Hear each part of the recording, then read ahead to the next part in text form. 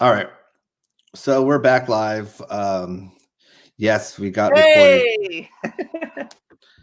Yeah, we got reported for some reason. Don't know who it was, but it's not showing. I guess we're on. Can everyone see us or hear us? Yeah, we're on. Okay, we are on. Okay. Yeah, put yes if you can see us or hear us. If you're, yeah, I think people are starting to come back. So we'll give it a couple of minutes. We're going to start over just because I have a feeling that that last thing we did will not even be able to be posted at all. So people that that weren't allowed to see this live stream or whatever won't even, be able to revisit it. So, and even if it is, it will be muted probably. Yeah, it'll be muted. So at that point, it's just but let's give some stories while we're talking, Danny. Now's your time to. Can you reread yes, for people that the Travis, Stacy, and Lavelle's messages? Yeah, absolutely. So for those of you who didn't catch me saying it earlier, I reached out to Lavelle Smith, Travis Payne, and Stacey Walker, who were all very closely attached to the Ghosts project. Stacey, all three of them are Michael's backing dancers. Stacey, I think, was on the history tour with Michael, and This Is It. And Lavelle, everyone knows Lavelle's been there since kind of Moonwalker and the beginning of the Bad Tour. And Travis has been there since the second leg of the Dangerous Tour, as far as live shows go. I think maybe the Soul Train, the 92 Soul Train Music Awards. And anyway, I reached out to them. Michael choreographed Ghosts along with Travis and Lavelle. So for those of you who haven't seen it, you should check it out on YouTube. The Making of Ghosts. It's a 30-minute special. It's fantastic. You can really see them crafting and conceiving the dance, and just coming up with everything. And they choreographed and visualized it all together. And I've asked them for a special message that I could share with everyone on their behalf, especially for Taja's live stream this evening. And Travis's message is as follows: Michael Jackson's Ghosts is a masterpiece that took 4 years to make. Michael played all lead characters. In addition to choreographing, Michael challenged Lavelle and I to an editing competition where we won 3 sections, which he kept in the film. Lastly, I got into and out of costume and makeup 40 days and 40 nights, like MJ's Billie Jean lyric. Travis. He says, it's my pleasure, and please extend my very best wishes and happy Halloween wishes to Taj, his family, and Michael's awesome fans. Yeah, that's great. Thank you, Travis. Yes. Lavelle says, I hope you are all doing well. There is so much to share, so many memories. It was hard work, and I love that, and absolutely worth every moment. I think the attention to detail was the key. So thank you, Lavelle. Thank all you guys for your messages, and of course your artistic and creative contribution and helping, bring Michael's artistic visions, to life and fruition. Real quick, because I know there's one other person in that that you're going to talk about right now.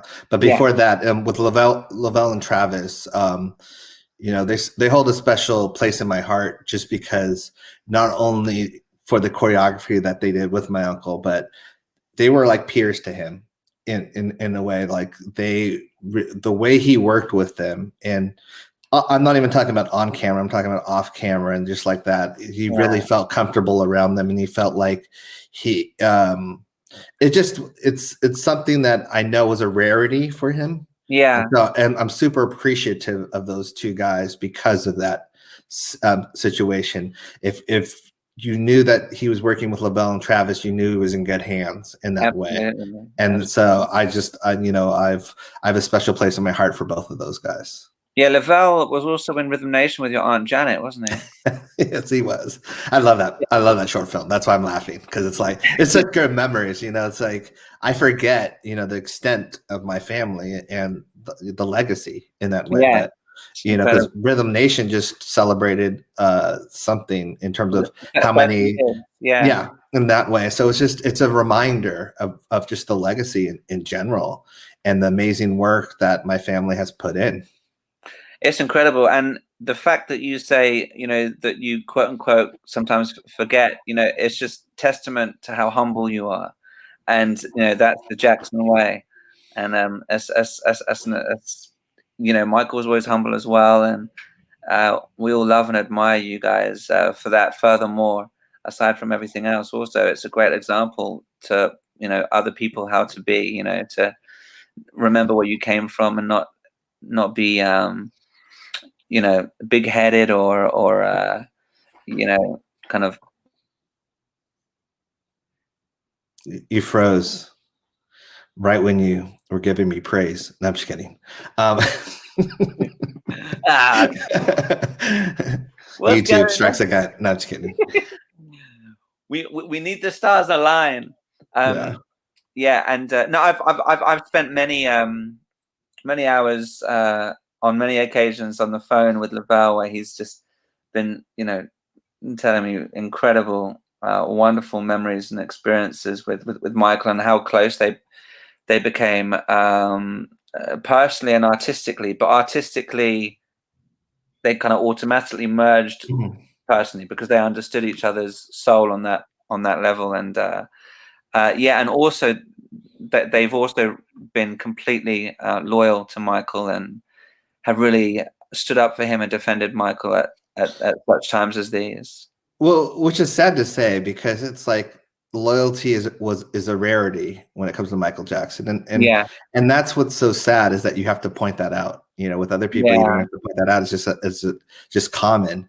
But with my uncle, it's such a rare thing for people to not go to the press and sell stories or fake stories or false allegations. It's just, so it's sad that you have to point that out, that they've been loyal. Like, I mean, as friends and friendship, you should be loyal. But it's like, you know, it's one of those things that with Michael, when it came to Michael Jackson, that wasn't the case.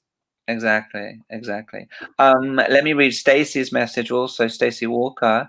Yes. She writes, I remember Michael riding on the back of Debbie's motorcycle around the Van Nuys Airport parking lot in his mare look. Hilarious, great memories, good times. So thank you, Stacey. Stacey's great. I love Stacey as well. Some of these people I got closer to than others in that way, because there's an age difference as well in that. But Stacey's someone that I truly respect and know through the dance circles in that way. So it's just exciting, you know, in that way that they were able to share messages for Ghosts. So I'm just very appreciative of that. Also, what was exciting as well is how they were bringing kind of Ghosts live on stage in the production of This Is It. You know, that's what they had rehearsed. That's what they had intended. They'd made Thriller more of a Ghosts kind of look. And then I mean, you see it more on the special features on the Blu-ray or the DVD, but you see they were doing the whole kind of Too Bad Ghosts choreography. And it was very much like that theme. You know, they were bringing it live on stage for people to experience in person, which was fantastic. Okay, we're close to 400 people back, so it's almost as if you know, we didn't lose too many. So we will definitely start soon in that way. We'll start over, but I won't be able to show any image now. So just everyone should have their second screen ready anyway. We'll just have to press play at the same time and pray that we're all in sync. People say, will you please share more info about which scenes and Ghosts were the proudest moments for Michael? I will for sure as it goes along. I think Ghosts with an S was an achievement for my uncle, because it was something that I know he financed it himself, but it's also one of those things that it took so long that I was scared it would never come out and that it would never see the light of day and that fans and the public would never get to see this masterpiece. Because it was just, I saw it in sections. I saw, you know, the intro first, in terms of the beginning first, you know, and that was I saw that for a long period of time. But then they were working on the effects for so long because back Right. then computers were not as powerful, so they needed many computers and a long time to do it. So I saw um, a lot of the special effects in segments or just storyboards or drawings at first, and or Yeah. effects to be done, you know, where they put that on the screen and stuff like that, or they just have still images of what it's supposed to look like. There's a lot of that, which you know, you can see through it in that way, but at the same time, there's nothing like seeing it on screen for the first time and actually seeing it come to fruition. And I know that that was something that my uncle was just so proud of because he loved how it looked, and he just, and even the makeup in terms of, you know, my uncle is the mayor. It's just, it was so, Phenomenal. it was so convincing and so well done. I'll share the story now since, you know, we're jumping up to in terms of views and stuff like that. But there's this, my uncle told me this story of my uncle Jermaine visiting with the family, visiting him. Yeah, And I hadn't forgotten to remind you. and my uncle was in the mayor suit, the with the glasses and all that stuff, and my uncle goes up to him. My uncle Jermaine didn't know who he was. My uncle and my uncle Michael goes up to him and whispers something in his ear, and it was something racial, you know. And my uncle Jermaine turned around and was ready to kick his butt, and then someone said, "No, that's Michael. That's not." And it's like, Jermaine, it's me, and it's like that. But it was just so funny because it was just like he fooled his own brother in that way. But it would have definitely fooled me as well because you're not expecting that in that way. Right. And I said to you last night, which is what clicked your memory for mentioning the story about your Uncle Jermaine, is that I remember hearing that Michael even fooled your grandma on set. He fooled. I'm sure he fooled everyone. Yeah. It's like that's testament to his acting talent. I know he because Michael was a jokester anyway, so I know he milked it for all it's worth. I know he was just trying to he was getting under everyone's skin that he could have, or making, you know, jokes or tricks. He would have taken every opportunity he could. Oh yeah, and I love that story about Michael Jermaine because that's my Uncle Jermaine. That would be my reaction too. I'd be like, "What, you know, what'd you say?" Yeah, but just, yeah, he knew the perfect words to say to my Uncle Jermaine to like set him off in that way, and I love that. Well, that's brother. It reminds me of what I was saying in our take one of this lovely live stream. That I remember in I think it was November '96 when we got the first ever preview, like a sneak peek, quick cut clip, and I remember clearly seeing this mayor guy and having no idea that it was Michael. And something else as well is they showed shots of Michael dancing as the mayor, right? But of course, no one knew at that time that it was Michael. Yeah. And I remember thinking, my God, number one, that guy moves just like Michael. Like, what an amazing dancer. I was thinking his body posture is immaculate. And I remember saying to the two friends I was with, I said, Michael must have spent months with him teaching him. And he's fat and he can move like that. I remember saying that. Yeah. I think, you know, my uncle voiced the mayor. I can easily hear his voice in that. Like, you know, it's just because, you know, I heard every disguised voice he could do because we used to do prank calls with him all the time. So, but it's just like, it's interesting because I know he does such a good job in this that at times I'm like, oh, that's really good, because it's like, you know, he disguises his voice very well. But I can hear his voice a mile away. That reminds me, that makes me think of when someone from a radio station did a distasteful prank call to your uncle, and by the end of it, he switched his voice. And he goes, "Oh, you really thought you were talking to Mr. Jackson, didn't you?" And then the joke turned on them because they were going, "Well, who was I talking to then?" And then when I had him do that at the end, I realized it was Michael who answered the call, who said, "Hello, who's calling, please?" Yeah. You know, and then he pretended to go and get Michael. And get the whole time. I love that.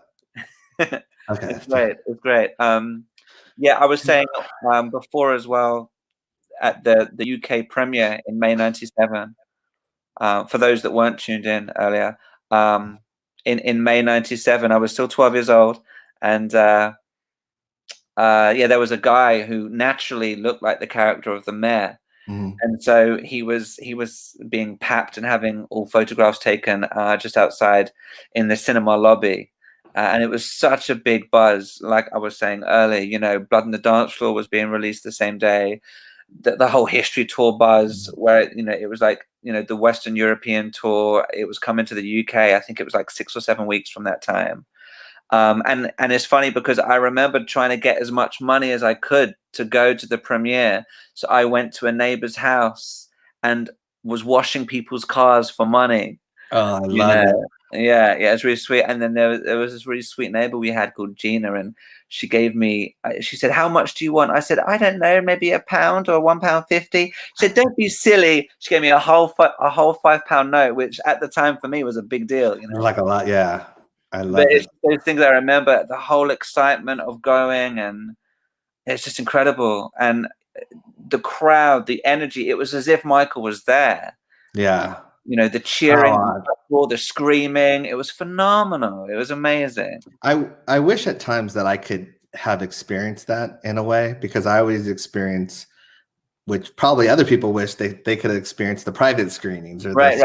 You know, the official screenings. Yeah. But at the same time, I always wished I could experience both, because I always love, and to this day, like when I go see a movie, I want to see it opening night. I want to see it with the fans. I want to see some kind. I want to see I want to feel the excitement. I want to feel the people waiting for that opening credit or whatever to happen. And so I know when it came to my uncle that was the case in terms of that. It was just that, or watching a music video on TV, like people forgot that was such an event.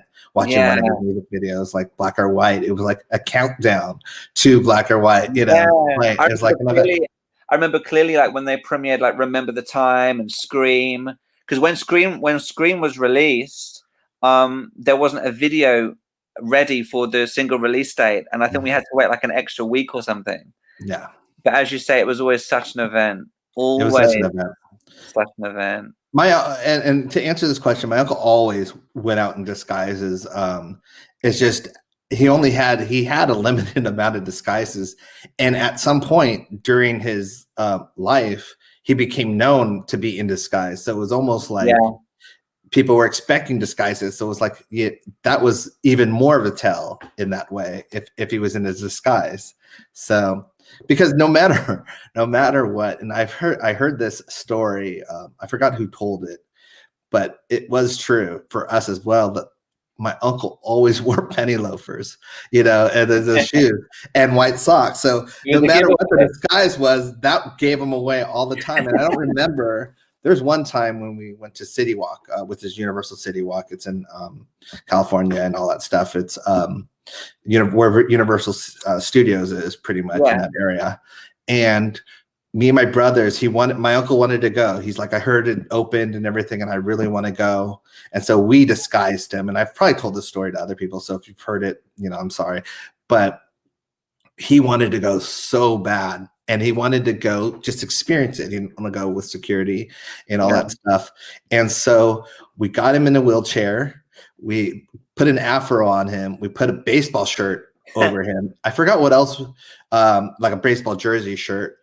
I think we put him in a cast and something. It was like we went to town, me and my brothers. Like we were proud of it at the end of the day. We're like, okay, this is pretty good. This will fool. And we went. It's like a long strip that you can go, like of shopping and looking. And so we got down the one strip, and on the way back to go to the car, some kid just recognizes and yells out Michael for no apparent reason. And then it was leaving the wheelchair behind and running to the car. Like, and I thought it was a masterful disguise, because I think besides the afro, it had a baseball cap on. It was just like we were proud of it, and that's saying a lot for me and my brothers, you know. But did your uncle still have his loafers on when you did that disguise? I think we had a cast on them, so it was because I think sneak, because we knew at that point that the loafers would give him away. Yeah, exactly. No, but I don't think he had the loafer, because that was like, give me your shoes, you know. We did the full makeover, you know, in that way. And it was just interesting because still someone sensed him They sense that energy, Michael. And then it was just like, and it's sad because he never got to experience just walking around. I was just gonna say, like, as cool as those stories are and as funny as they are, like, it's also really sad, as you say, you know, because I think few people know what that's like. In fact, no one, to your uncle's extent, you know. But just the things that we so take for granted, you know, like going to the cinema or going to get some milk or whatever. Grocery market, yeah. You know, just the simple things in life that you don't think twice about, you know. Well, I think, you know, in all honesty, he cherished that half hour that he got to spend going one direction down the strip. Yeah. You know, that was freedom to him. So it wasn't, it was just that half hour probably would have been the equivalent of us being able to do it all the time, because he was able to do it just for that one time. Yeah. And so it's I mean, it's a good memory for us because we were joking about it later, but it's just in hindsight, it's how he was. Yeah. It was Emmanuel Lewis, and Emmanuel has a great interview that you should look up on YouTube. It was just yesterday. Some fans pointed it out to me, fans and friends, and it starts on the 15-minute mark where he starts talking about Michael, and it's just Emmanuel, someone that I've always loved. He was more than family to my uncle, in a way, and you should listen to that interview. So consistently loyal and sincere toward Michael, you know. You know what I've noticed, that people that are financially secure are it's the ones that need money that are all of a sudden, you know, hey, how can I make a quick buck? Right. And you know, the ones that are working or are proud to work, or just, I mean, I'm not saying everyone's doing financially great to the point where but they put their morals over their finances in that way. Which I think is the opposite of some people. They sell their soul to make money. Okay, we should probably start soon, just because we've been talking for 22 minutes and people want to. So we only got like 8 to 9 minutes in before we noticed that we had to stop. We weren't that far in, so we were talking to ourselves basically for a good minute or two. Man, I'm glad I had my phone near me. Yeah, I'm glad too. Everyone who notified me, thanks to you guys. Yes, thank you guys. So, real quick, childhood. It's great question, Sunshine Hour. Childhood was one of my uncle's most autobiographical songs, and I'll never forget the moment he played Childhood for us. We were at Neverland, me and my brothers, and my uncle played certain songs for us all the time. Like, he just would, like, what do you think of this? But then this one was something that you could kind of sense he wanted, not approval, but he was hoping that we could connect with it. And because he played it for us. And I'll never forget, I said, this is one of my favorite songs you've ever done. And I said, it's so you. And it's so personal. And he was so happy to hear that, because we were kind of a sounding board for him in that way. Yeah.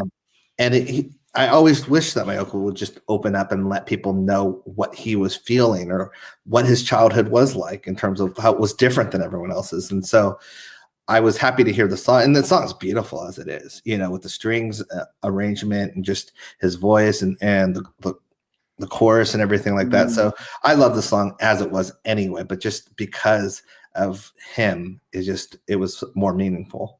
Yeah, I think personally for Michael, it's as he is as a human being, aside from all the, you know, like you got Tabloid Junkie, They Don't Care About Us. The whole History album is completely autobiographical, but I think that song in particular is the most autobiographical, and I also think it's the most important, because it's kind of like the gateway to understanding Michael, you know, in the space of 4 or 5 minutes. Yeah. It's really a plea for no judgment, a plea for understanding and acceptance, you know. Exactly. All right, let's get going on this. So I'll do a 5-second countdown. 10 second. I thought that was a little loud. Let's do a 30-second countdown. Yeah, you can do it in your head. You can do 30. Let me know when you get to 5 seconds. Okay, we'll get to 5. Yeah, so we're about to watch Ghosts for we had a false start before, but we're about to watch it. So make sure you have it on a second screen or a second device or something like that. We're gonna press play, and we're just gonna go from there. And that, so I'm gonna give you a 5-second countdown. And then press play. All right, I pressed play already. Okay, here we go. 5, 4, 3, 2, 1. It's that thing where people say, "Are we going on 1 or are we going on 0?" Michael Jackson's Ghosts, which it was called "Is It Scary" when I first, heard about it. And we used to think it was "Is This Scary?" And I know I'm repeating myself from the earlier one, but I had to. Yeah. And of course the Michael put a song in there of the same of the same title. Actually, I want to say, because at that time in '93, when the initial shoot began, I know I said this earlier, but for those of you that weren't tuned in, it was a project that was attached to Addams Family Values, which is the second Addams Family movie released in '93, and which was directed by Barry Levinson, who later directed Men in Black and Men in Black 2, which Michael was in, and stars Angelica Houston, who was the witch, or the Queen Witch in Captain EO with Michael, and has always said very sweet things, spoken fondly of Michael. But I was just looking on IMDb, and in the trivia it says Michael Jackson was signed on to write and perform a song for the film soundtrack and to promote it with a video. Although he was able to finish the song, contractual difficulties coupled with the allegations against him resulted in the song being dropped from the soundtrack, and the video was never filmed. The song "Is It Scary" was later included for Jackson's '97 Blood on the Dance Floor album, and was also used for his short film Ghosts. So nice. A little bit of trivia there. I love this opening sequence. I said that earlier, but I love I love the whole, it's like a Frankenstein kind of vibe to it in terms of the mob coming to get, Frankenstein in the old classic movies, not the book, but in that way. Isn't this like a creative metaphor and like reminiscent, even it's so significant even now, how people are towards your uncle with everything. It's very, very relevant. Yeah. And I love that because it goes from black and white to color. This is, the opening, so, and Mick Garris and Stephen King are responsible for the story of this. And Mick Garris shot the opening part and then had to go work with Stephen King on another project. Right. Because it had taken so long, basically. And so Stan Winston took over directing credits. The Stan Winston. Yeah, and to go on that again, Taj, you and I were saying on the phone last night how, visually, aside from everything else, this movie has not dated in the slightest, not remotely. You see all the effects, and it's still so fresh. Yes. It's like it could have been put into production last month. Exactly. It's there's nothing about it where you go, "Oh my god, that's so '90s," or "Oh, you can," you know what I mean? Well, that's one of the things that my uncle was incredible at. He never looked at it as a date stamp. It was always like he wanted his stuff to be timeless, and it is to that point. And that was part of his genius, was that he was able to see ahead of time. He was timeless. He was so far ahead of his time, musically, visually. He was a musical and visual architect. it was part of his genius. Like we said, even with his music, his sense of style, everything, it's completely timeless. If you notice that when he said, did I scare you? It's the adults that shake their head in that way. Right. Like being all kind of stubborn and yeah. And we were saying also how as fun and magical as Ghosts is two really important statements, because one was a very autobiographical statement on how Michael felt. Yeah, that's that scene again. Sorry about that. Where she says, "Don't hit your brother," and then the ghost hits her. Yeah. And my uncle loved that scene. My uncle would always do a woo, when we would watch it with him. He just loved the impact of that. I remember that part specifically when I was watching it at the UK premiere in the Odeon Cinema in Leicester Square, and that shot when she looks back and Michael's there with the lightning and the thunder in the back. And it's like the shot taken over the mayor's shoulder.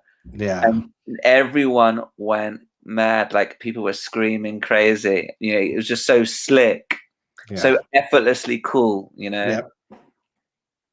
Okay, I'm gonna give you guys a date stamp.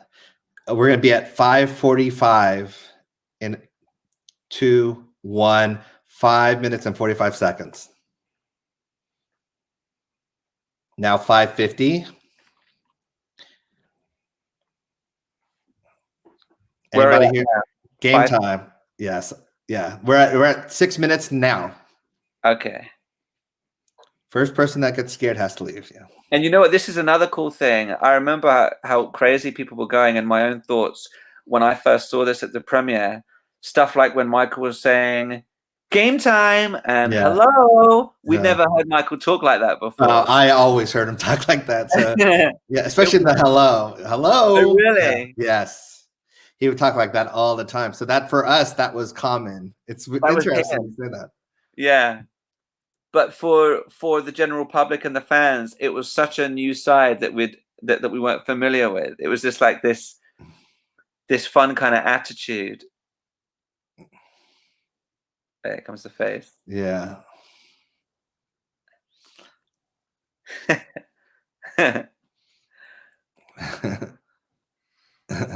And like I said earlier, I remember always thinking for so long that was a visual effect. Yeah.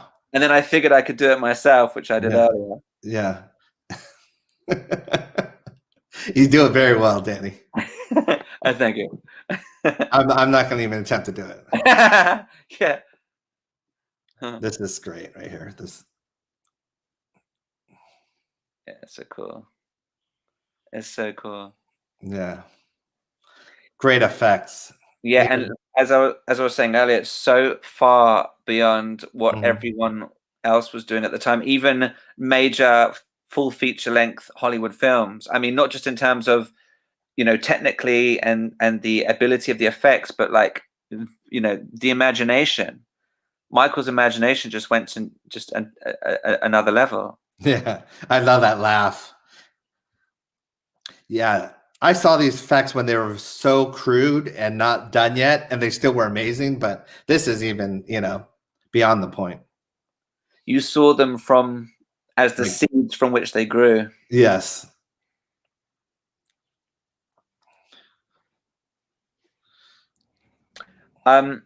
Yeah, I was saying about the statement that Ghosts makes. Yeah. There were two kind of bigger statements, and obviously one of them was Made the family, yeah. Like personally, but I think the other one, I always felt like Michael had that mare to resemble, or it was like maybe his interpretation of a Tom Sneddon kind of character or personality. But actually, as it turns out, Michael had the mare resemble someone in real life, a corrupt cop in the 1950s who, this is really interesting too, who his name was Sheriff Clarence Strider.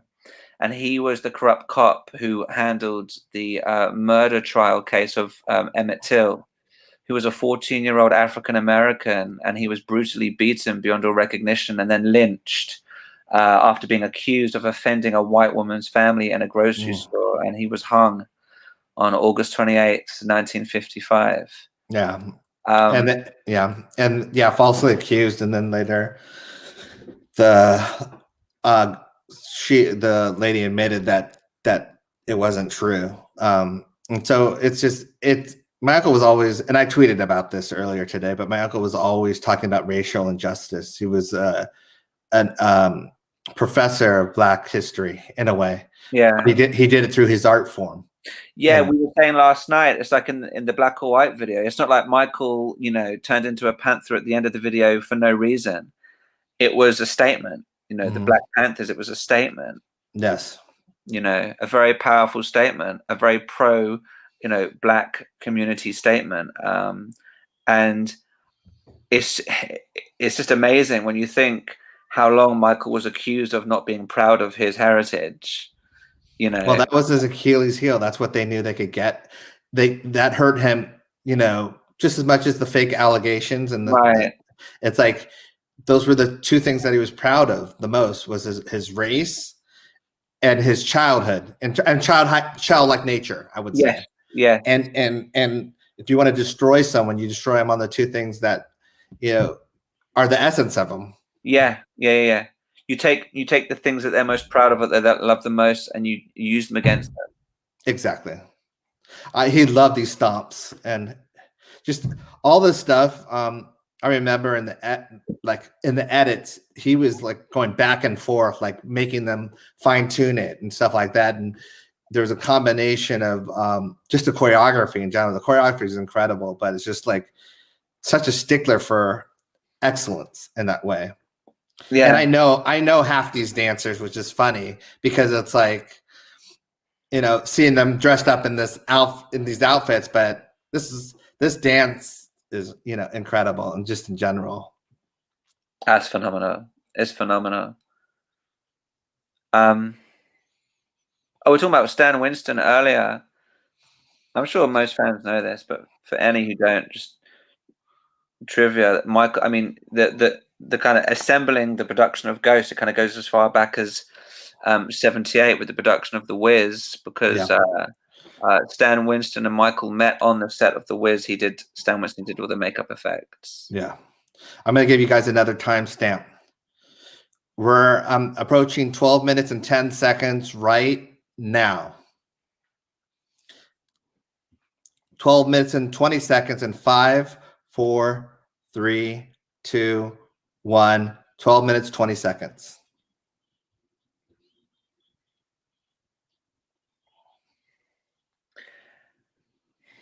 And too bad. I mean, the production. Yeah. Too bad. And how Michael also changed and enhanced and rearranged the production for the movie as well. Yep. It was just like another interpretation. It's kind of like, oh, well, I didn't do this one on the album, so now I get a chance to do a short film, And it's like, just when you think, like, how could he possibly come out with any more, new, fresh dance steps, and then he just goes and blows you away all over again, blows him out the water.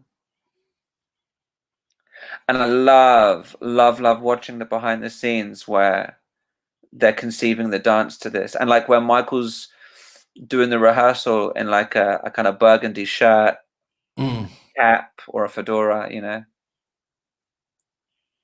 just so raw. So raw. I love it.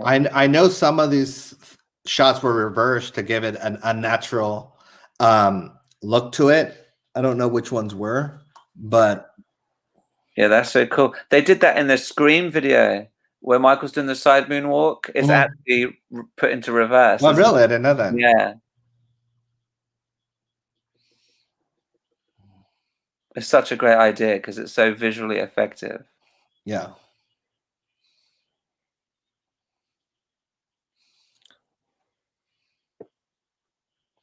Yeah. I'm sorry, I'm not talking that much. This is my first time really watching it since decades, so I had the European special collection, like way back in the day. There was like a VHS collection that you could have, special edition, but that was a little whiles back. Actually, yeah, you've reminded me. I remember when they released the special edition box set on I remember it, December 1st, 97, and I bunked the day off school to go down and get it. And I think Travis is on. Shout out to Travis. Hi, Travis. Thank you for the statement you provided me earlier, Travis. We appreciate you. And the incredible choreography, as we were talking about. Phenomenal.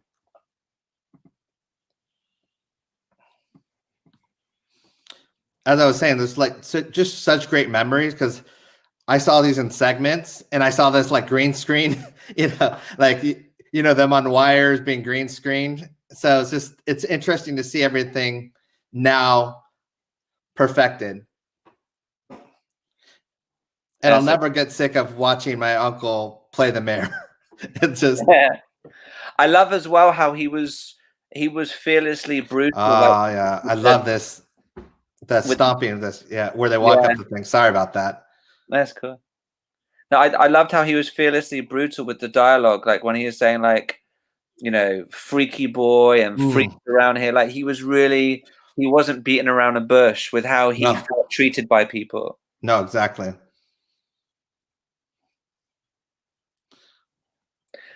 And I love all of the score, the additional score by Nicholas Pye. He really added a really beautiful classical element to the film with exactly with score. Because I hadn't heard it with that originally, so I just heard the stomping and then they're doing the moves and it on green screen on wires. But then when you hear it all come together, it's amazing. I wonder what's more of a treat, like seeing a film first and then seeing the making. Well, of course, as you saw it, you're there in person, you see it come together piece by piece, and then you watch the final product. It's just must be such an experience for you. Yeah, it is. I mean, it's great to see it come together, but it's also great to see other people love it and appreciate it. Yeah.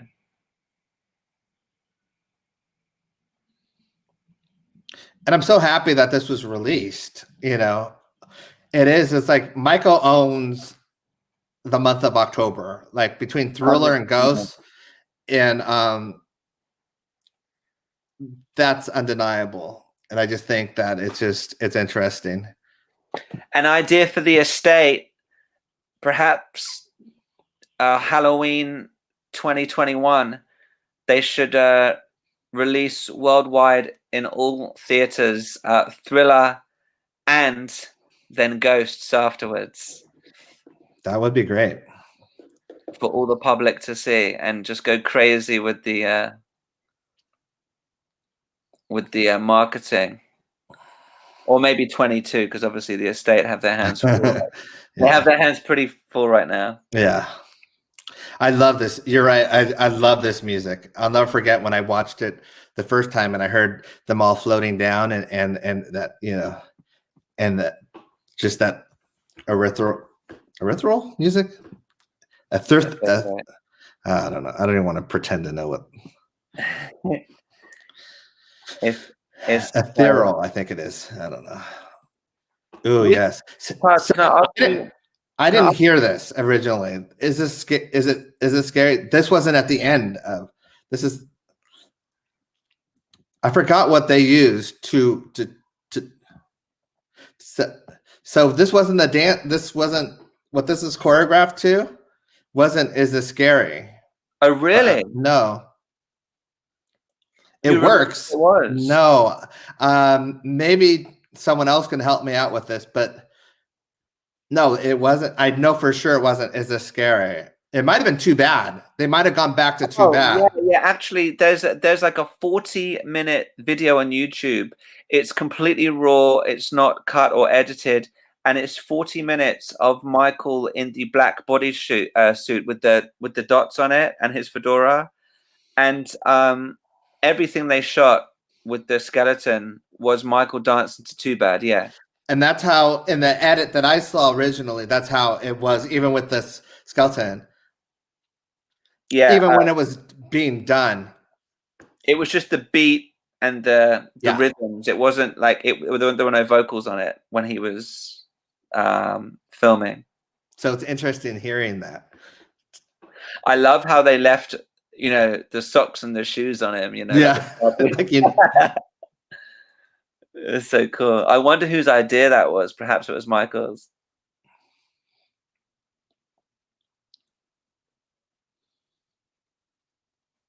Taj, can I ask you for a timestamp real quick? Yes, of course. We're at 20 minutes and 10 seconds now. Perfect. 20 minutes and 15 seconds now. Perfect. And yeah, I'll do it 20 minutes and 25 seconds in 4, 3, 2, 1. 20 minutes, 25 seconds. Oh, and that's so cool. I love that with that. That's Travis right there. Yeah, exactly. And I love that. And I remember that. Yeah. That's Kelly.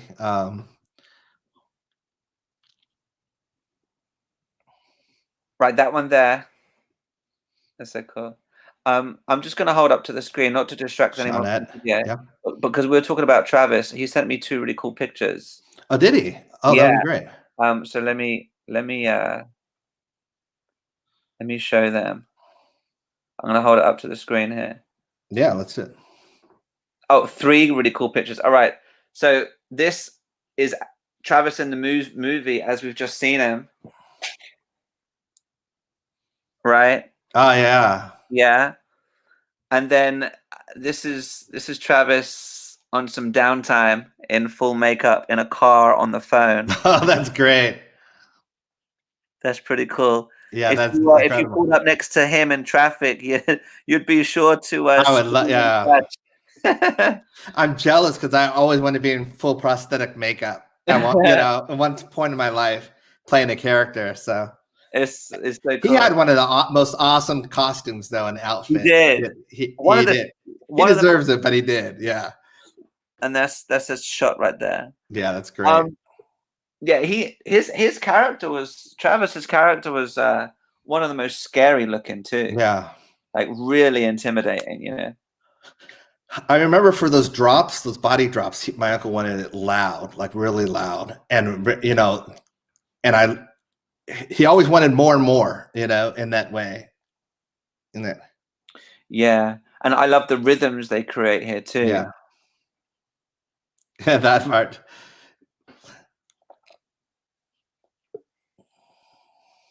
Yes, with the next, yeah. That's so cool.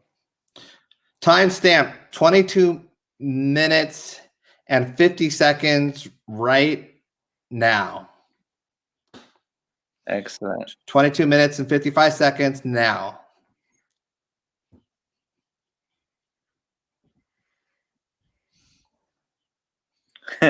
I wish I was a dancer. Like I could dance I mean, I know you can, so that's what bothers me. But I just I wish that I had that in me, just in general, because it's just so cool. It really is.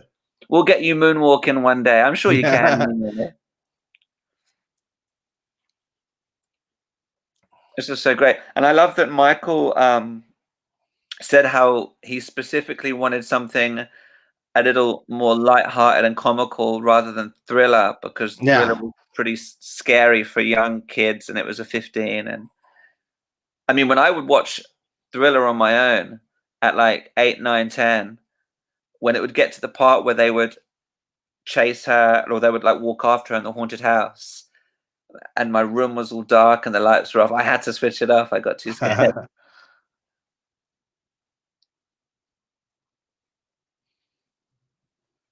And it's funny, it kind of makes you It kind I of love that. yeah. And it's how big. I saw those special effects for like. Are you scared yet? I saw those a while back, and that was. This is so cool. Oh, a question for anyone who might know any more information on the whole Steven Spielberg visit to the set, because we were talking about that last night. I sent you the photo. When Michael was made up as the Mayor Ghoul in the makeup room with Stan Winston, another makeup guy, and Steven Spielberg. Really and shout out to the late Stan Winston. Yeah. Well. Just phenomenal. Incredible genius. Yeah. And directed the heck out of this. Half the movies that we know and love wouldn't be what they are without him. And then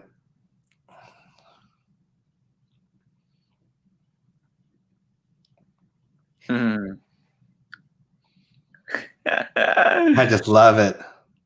This is and this was me going, my God, that guy can move like Michael so much. Michael must have been teaching him. He must. I love it. Yeah. Oh God, his body posture is exactly as Michael's is, and he's fat and he can move like that. This actually also was choreographed or shot differently into different music was shot to this. Yeah, it might have been the same song, but just a different part of it. But it was like to Ghosts. Yeah. Right. I wish I knew what it was, but yeah, it's definitely. Love the song. It's so great. It works perfectly, but I also in my brain I'm hearing the other song where it's like. I love this. This bit's so funny. Yeah. Yeah. Where he just does the little booty dance, you know. Yeah. Where it's coming. Oh, there it is. There it is. We loved it too, and he was having fun, and me and my brothers told him that we loved how he flipped up his jacket to show, Yeah. And he did that on purpose. It's just, he loved that. This was like a slightly more comedic side to Michael in his work that we hadn't really seen before. It was cheeky. It was fun, you know. It's called The Family Groove, and then it became Ghost. That's what Travis said. Oh, right. Nice. I remember seeing that on the credits now at the end. Yeah. Thank you, Travis. Yeah. Thank you. We have Travis tuning in, ladies and gentlemen. We're at 27 minutes and 15 seconds now. My old friend Big Al of Neverland Ranch just sent me this shot of Michael on the back of Debbie's bike, dressed as the. Oh, that's great. I love that. Yeah, that's a cool shot. Yeah, shout out to Big Al again. Lots of love. Yeah. Really great guy. Yes, very great guy. Love him.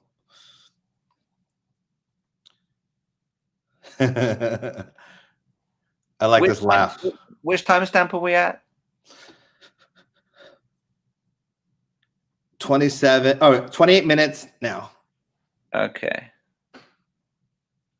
28 minutes and 10 seconds and 4, 3, 2, 1.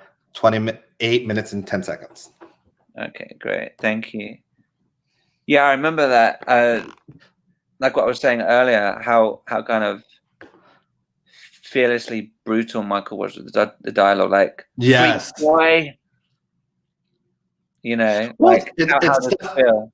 It's stuff that affected him, in a way that what the media called him, and the press and tabloids would say to him. But it's a great, very healthy, creative, and therapeutic way for him to kind of recycle that hurt into something creative and wonderful. Well, you think about who else is, which other artists are, human being. A human being in general get that kind of treatment. It's ridiculous. Yeah. I love the I love the messed up outfit and the hair. Yeah, that's great. he would say he's worn out. Like, it's funny because he would always comment as if it wasn't him. He's like, oh, he's worn out.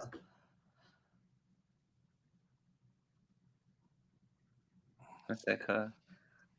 This is, I mean, what an idea. This is such a vision. And again, it just looks immaculate. Someone asked if the turning of the ghost was Michael's idea to dust. I think it was. I mean, I saw it in segments. I know he always wanted to do that, and the dust to come off. And that was, I mean, it's incredible, the effects of it. And I've said that about every effect, but I saw it in stages as well. Yeah. In general. And I think it was his idea, but I don't know, because Stephen King had a hand in it. Mick Garris had a hand in writing it as well, you know, so there, and then my uncle had a hand in writing. So I don't know which, you know, who contributed, but I do remember this shot in that way. There's only one other person that I know of who's played that many characters in a film, and that's Eddie Murphy. Yeah, it is Eddie Murphy. You know, it is very well done, this whole thing, especially how old it is. And yeah, you know, earlier you were saying about how, you know, then when they, you know, put it on computer and for the program to run the, you know, the metamorphosis of a character or like a certain effect, it took a lot longer to do it. But because of that, they were that much more meticulous, you know, because it wasn't just like a click and a tap with a simple program. Yeah.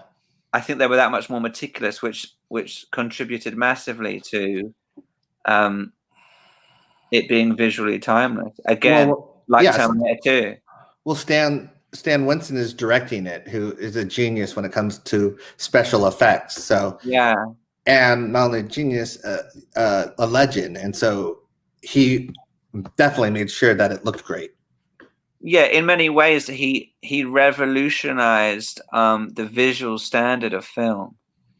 Oh yeah, definitely did. You know.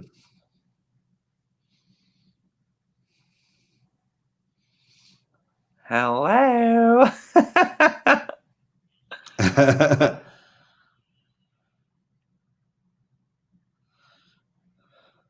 We jumped through the window. It's so funny too how it's like left the exact outline of the body. Yeah, like a cartoon character. Yeah, like a cartoon. Yeah, it's great.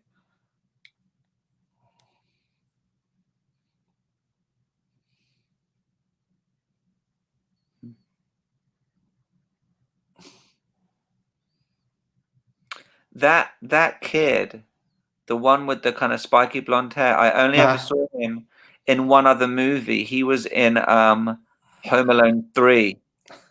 He was the brother, and I think Scarlett Johansson was the sister, but that's the only other film I've seen him in. Oh, really? I know Mos Def is in this. I know, I've seen him many times. You know, that's the guy who goes, "Oh, damn!" Yeah, yeah. It always made me laugh doing that.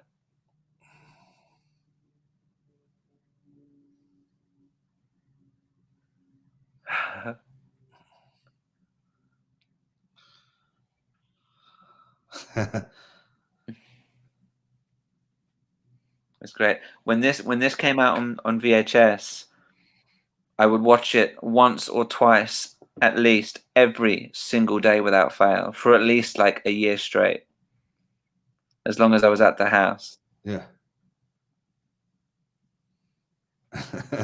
This guy, yeah.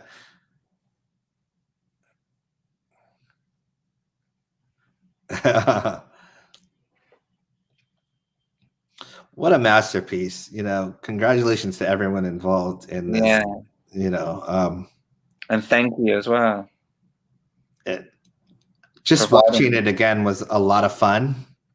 Because it had been decades since I had seen it. I'd seen little segments here and there. Yeah. But yeah, screenplay by Stan Winston and Mick Garris, and then story by Stephen King, Stan Winston, Mick Garris, and Michael Jackson. So based on the original conflict, but Stephen King and Michael Jackson. I just, regarding my Russell Carpenter, who, if I'm not mistaken, DP'd or was the director of photography on Terminator 2 and a bunch of other. Oh, really? Hold on. Don't quote me. I have to look on IMDb. Wow. It's either that or Titanic, and I want to see which one. And I might be. Wait, what was his name again?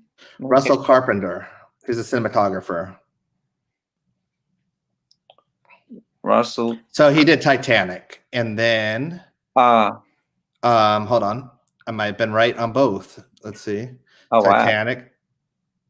No, he did not do T2. Wait, okay. Hold on. He did the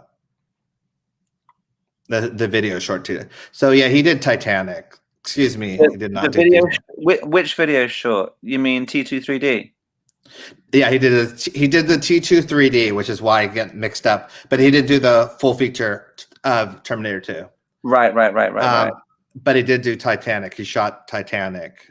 So that's something I meant to ask you, because I remember before you said that Michael had gone on the set of Titanic and was friends with James Cameron, and I had always wondered if James Cameron had a particular interest or fanhood of Michael or was friends with him, because he had written, Michael was written into the original dialogue script of Terminator 2, yeah. Terminator 2. At the end of it, about it being about Judgment Day being on Michael's birthday. And I used to have dreams that I was asking James Cameron, are you a fan of Michael? Do you know Michael Jackson? I know they were friends. Really? And especially around the Terminator 2 time, they were friends and stuff like that. And wow. Yeah. Do you know to what extent? I don't. I wish I did. I know they were close friends because I do know the story about him visiting the Titanic, the set, and all that stuff. But also they would talk on the phone. My uncle would say a lot. Really? Yeah. Oh, wow. Yeah, because there's another little nod to Michael when the T-1000 in Terminator 2 asks the two little girls, like the Galleria, and one of those girls is wearing a Bad Tour jacket. Oh, yeah. I got, my memory didn't remember. Yeah. Yeah. I love that. I would love to speak to James Cameron about, because I just love his work so much. He's a genius. James Cameron is obviously. Yeah, 100%. Yeah.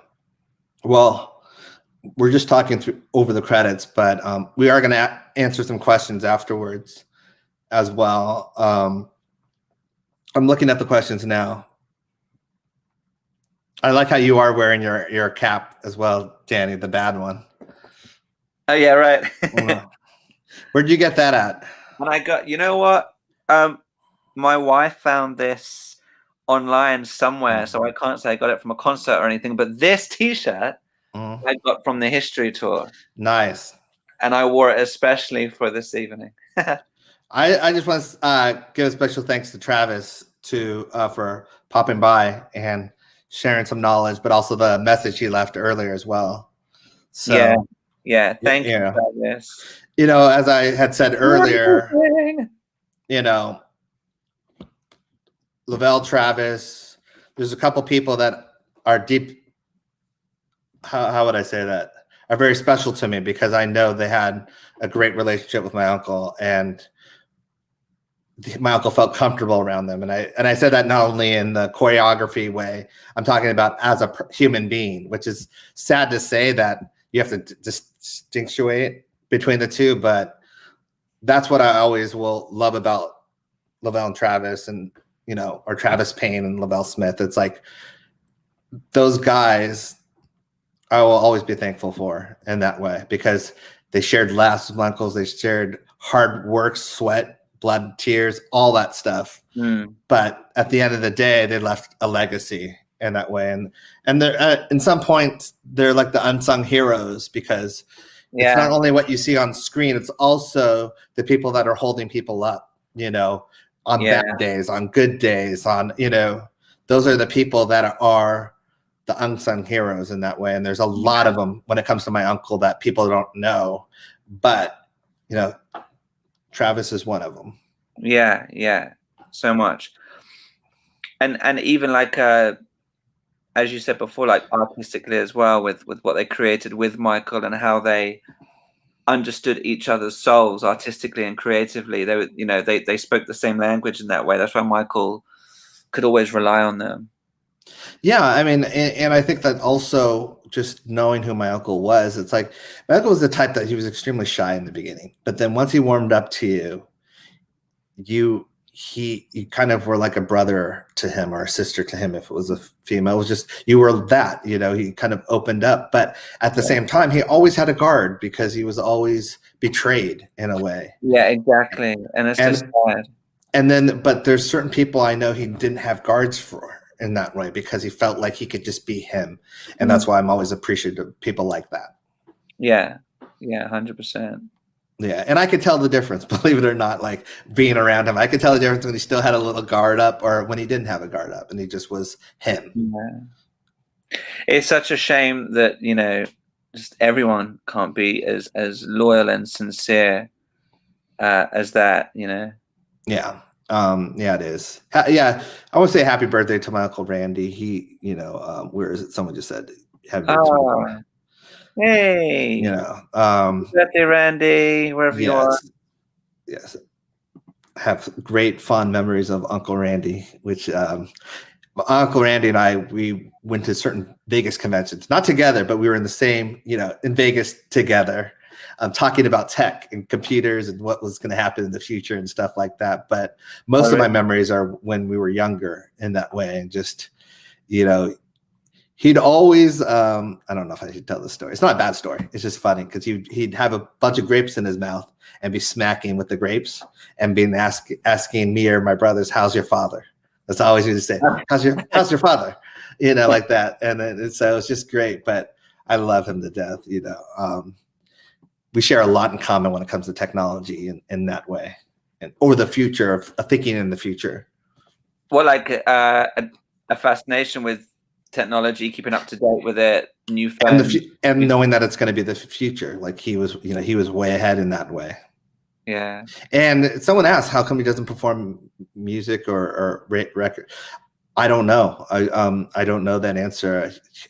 Because since this is it, he wasn't really attached to your dad and your other uncles, was he? No, and he's such a genius. You know, that's the thing. Like in terms of, I remember my uncle Michael would always talk about my Uncle Randy when they were songwriting partners and writing music. And he said, you know, Randy's such a genius. Randy, you know, an incredible writer and artist in himself. And they could have, like, I don't know how to, I guess I can say it like this. Like my uncle felt like they could have been like a Lennon McCartney songwriting. Oh, really? Yeah, because one of my favorite songs on the Victory album is Randy's "One More Chance." Yeah, it's a great song. I love that. It's so beautiful. Yeah, it is a great song. Okay, let's see. Randy and the Gypsies is a funky album. Yes, it is. What is that? Randy and the Gypsies. That was his group, and his album was incredible. I never heard of that, Randy and the Gypsies. Really? Oh, you got to look that up then, Danny. Oh God, I shouldn't have said that on live stream. Let's see. Okay, so we'll answer some questions and then we'll wrap this up because we weren't supposed to go. Well, we're still okay, but I know there's a lot of questions that people want. Yeah. We're gonna try and not keep everyone up all night, you guys. Not like last time. Mama Kate is doing fine. People are asking about my grandma. My grandma is doing fine. We're very protective of her. So, you know, it's just obviously with this COVID around, it's like and her age, we're very cautious. But I know she's ecstatic that the Lakers won because that's her team. Really? That's her team. Yeah, her and Reeby's team. Oh, so I love that.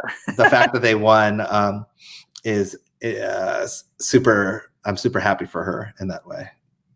because she's a diehard Laker fan. Like, you know, there's certain people in LA that aren't quote unquote Laker fans, but it's like they don't follow them unless they're winning. My grandma will follow them when they are, I love that. like when they don't even make playoffs, like that. You know, will she watch a live broadcast of a game, or she'll call for updates? No, she watches every game. Oh, really? Yeah. Yeah. That's what I said. That's when I said die hard. Yeah. Wow. You know, so that's one of the teams that I know. Yeah. We want a picture of Catherine in a Lakers shirt. Yeah, I don't know if I've ever seen that. That's so nice. Okay, let's see some other questions here. If you have questions, just post them here. I'm not purposely skipping over them. I'm trying to find. Sorry, can I just completely diverting while you're searching for a question, but just a shout out to the very wonderful Jess Garcia and Tony, and they run a YouTube channel called MJ News Digest, which is great. Oh wow! Okay. Yeah. So you guys, I love Jess. Yeah. Yeah. If you have not already subscribe to the YouTube channel MJ News Digest, please do so. And thank you to Tony, by the way, because he did a little special on me the other day, which was very nice of him. So yeah, check it out. And a shout out to Chantal and her son. Hello, how are you today? She'll be laughing now. Okay. Yeah. I was wondering what that voice was, but it's specific. Hold on one second. I wanted to give a couple shout outs as well, but of course I'm not ready.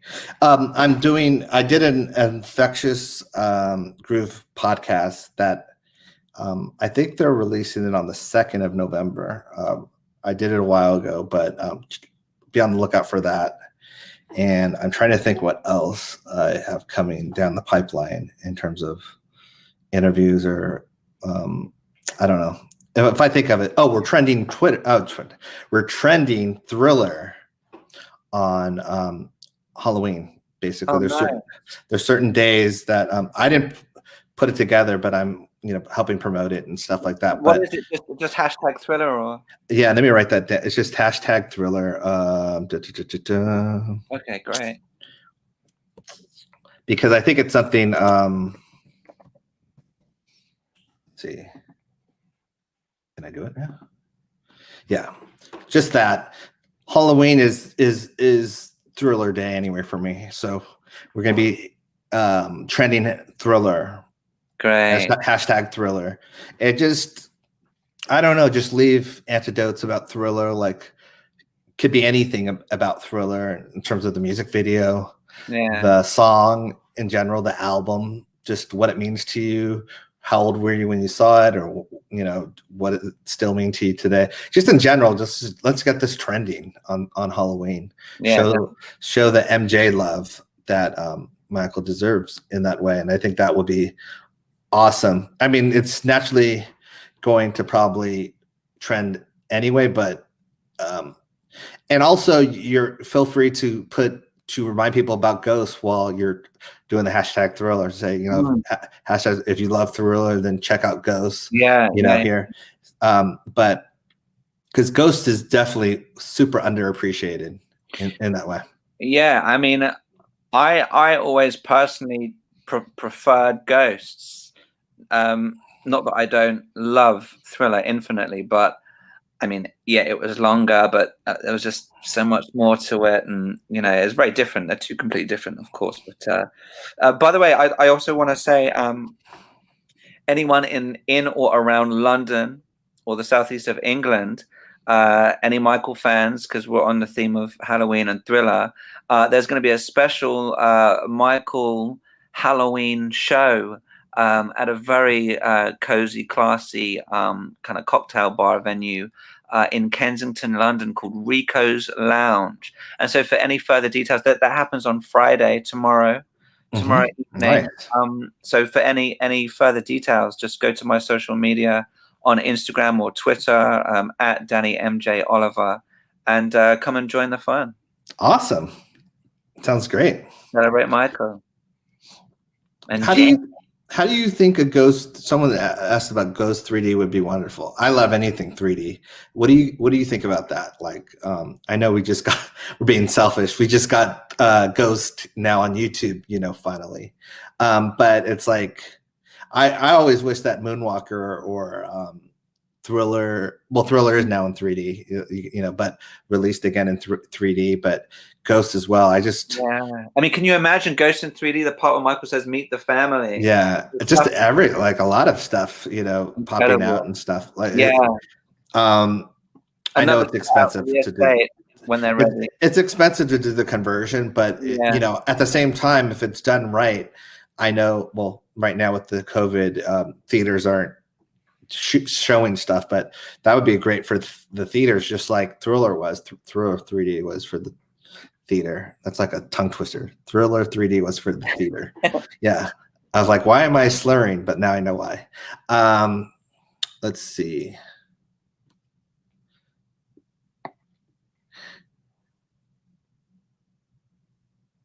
Do I get caught off guard with the number of views that your uncle's videos and streams get even today? I'm a little I don't get caught off guard.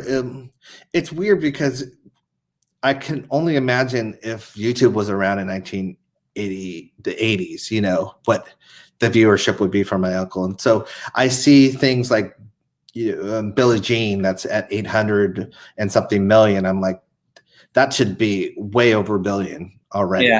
Yeah. And every one of his songs should be, from Smooth Criminal to Thriller, should be over 1 billion views. Yeah. But it's just the sign of the times in general. In that way, it's different in terms of who watches it and who views it and stuff like that. And people are still discovering to this day Michael Jackson. So it's just different. It's a different audience and a different mindset in terms of people that are coming to see it or watch it, I should say. It's an incredible thought to have as well, like to think of, the millions of unborn children who are yet to discover Michael and be inspired by him and, have their heartstrings plucked by Michael's inspiration. And it's an amazing thought. It would just go on infinitely. Which is one of the reasons for my project, why I'm thinking like my uncle would think, which is he doesn't think what's good for today. He thinks what's good for the future and the generations from now, which is, as you see we're talking about Ghosts, decades later, and as it was brand new. And that's the thing, because he always believed in it, in a non-expirational date for your craft and your artwork. 100%. And Michael Jackson is the epitome of people still discovering him. So the way that I'm approaching it is not of, oh my gosh, this is what's happening today, we have to defend this, this, and this, and this. It's more of like, this is who Michael Jackson rounded out was. Yeah. And this is all the crap that he had to go through. This is all the fake allegations, the extortion attempts, the money hungry people that came back after he was dead to pick his bones some more. Yeah. It's that aspect of it, that this is someone that had to deal with stuff that no one else had to deal with in life. No one has had to deal with this kind of not only scrutiny, bullying throughout decades and decades in that way. And I think that's one of the reasons Princess Diana and him bonded, was because they understood each other. So much, they understood what the other was going through. But I think that's kind of the approach that I'm taking, as opposed to what would be relevant today, and how are documentaries or how are series shot today. It's like, this is something I would hope that someone 50 years down the line that's just watching Billie Jean for the first time is like, oh my gosh, I love this. This is magic. And then it's like, I want to know more about this person. Yeah. And how I shot it, and how the people that are talking about him, it's so magical, to the point where they feel like they know him at the end of the series. They're like, wow, I wish I was alive during that time period. Yeah. That's what, It's interesting that you're taking it from that perspective, because when we were talking last night, we were saying about how, that the fraudulent piece, not to call it by its title, in like 10, 20 years, you know, the kind of editing and the way it was orchestrated, and the how it was very emotionally manipulative.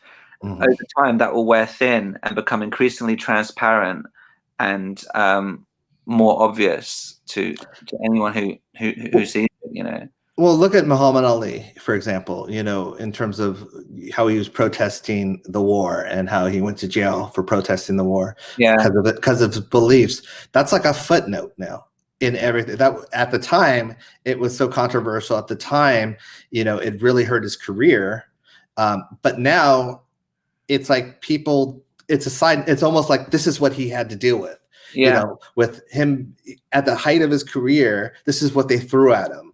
And he rose above it. That's why he's the greatest of all time, because, you know, and so, and someone's put on the comments, and I loved what they just said. They said, make it timeless, Taj. And it has to be time. Where is that? I was just reading it. That's the perfect word here, Penelope Bond. That's the perfect word, timeless, because that's what my uncle was, timeless. And anything that honors him.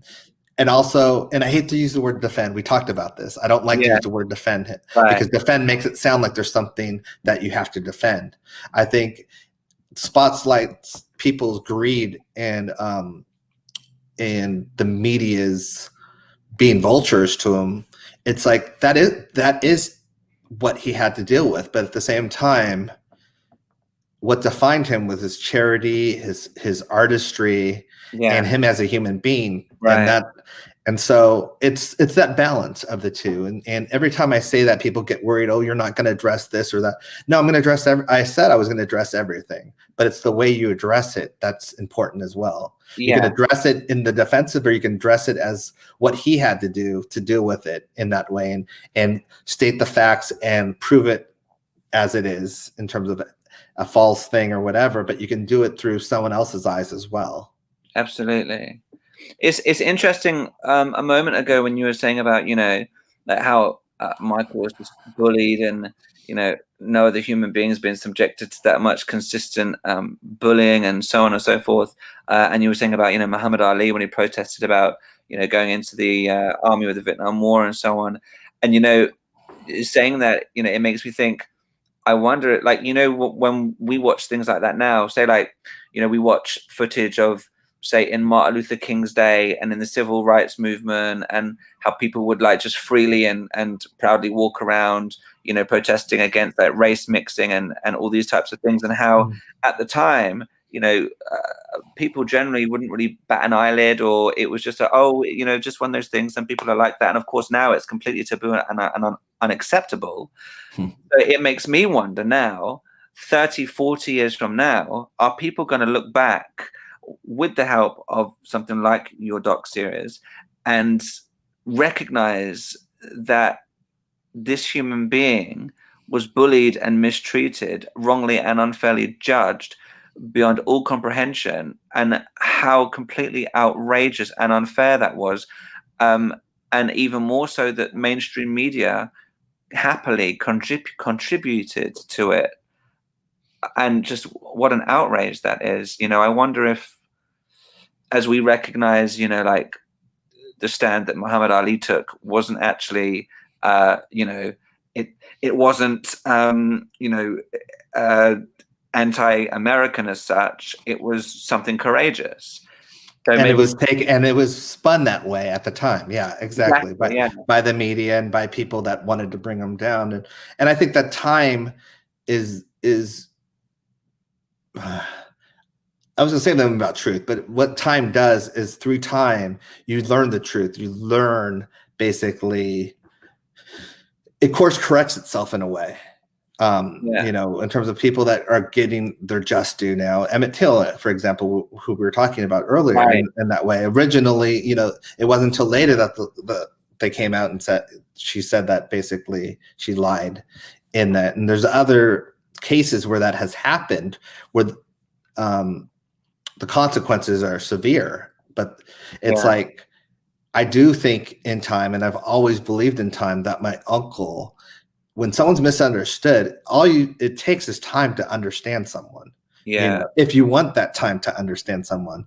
But that's what it takes. It takes time and an interest to understand someone in that way. And someone asked as well, I forgot where it was, in terms of like, where am I in the series and all this. I've explained before, with COVID right now, it's on pause. At one point I had put pause into the donations, because I wasn't feeling comfortable asking or accepting donations when COVID is happening for people in general. But then people thought that I got other messages for people thinking that it was canceled, or, I was stopping the documentary. So I had to call GoFundMe and unfund it or unpause it, because I let it lapse or whatever to pause it.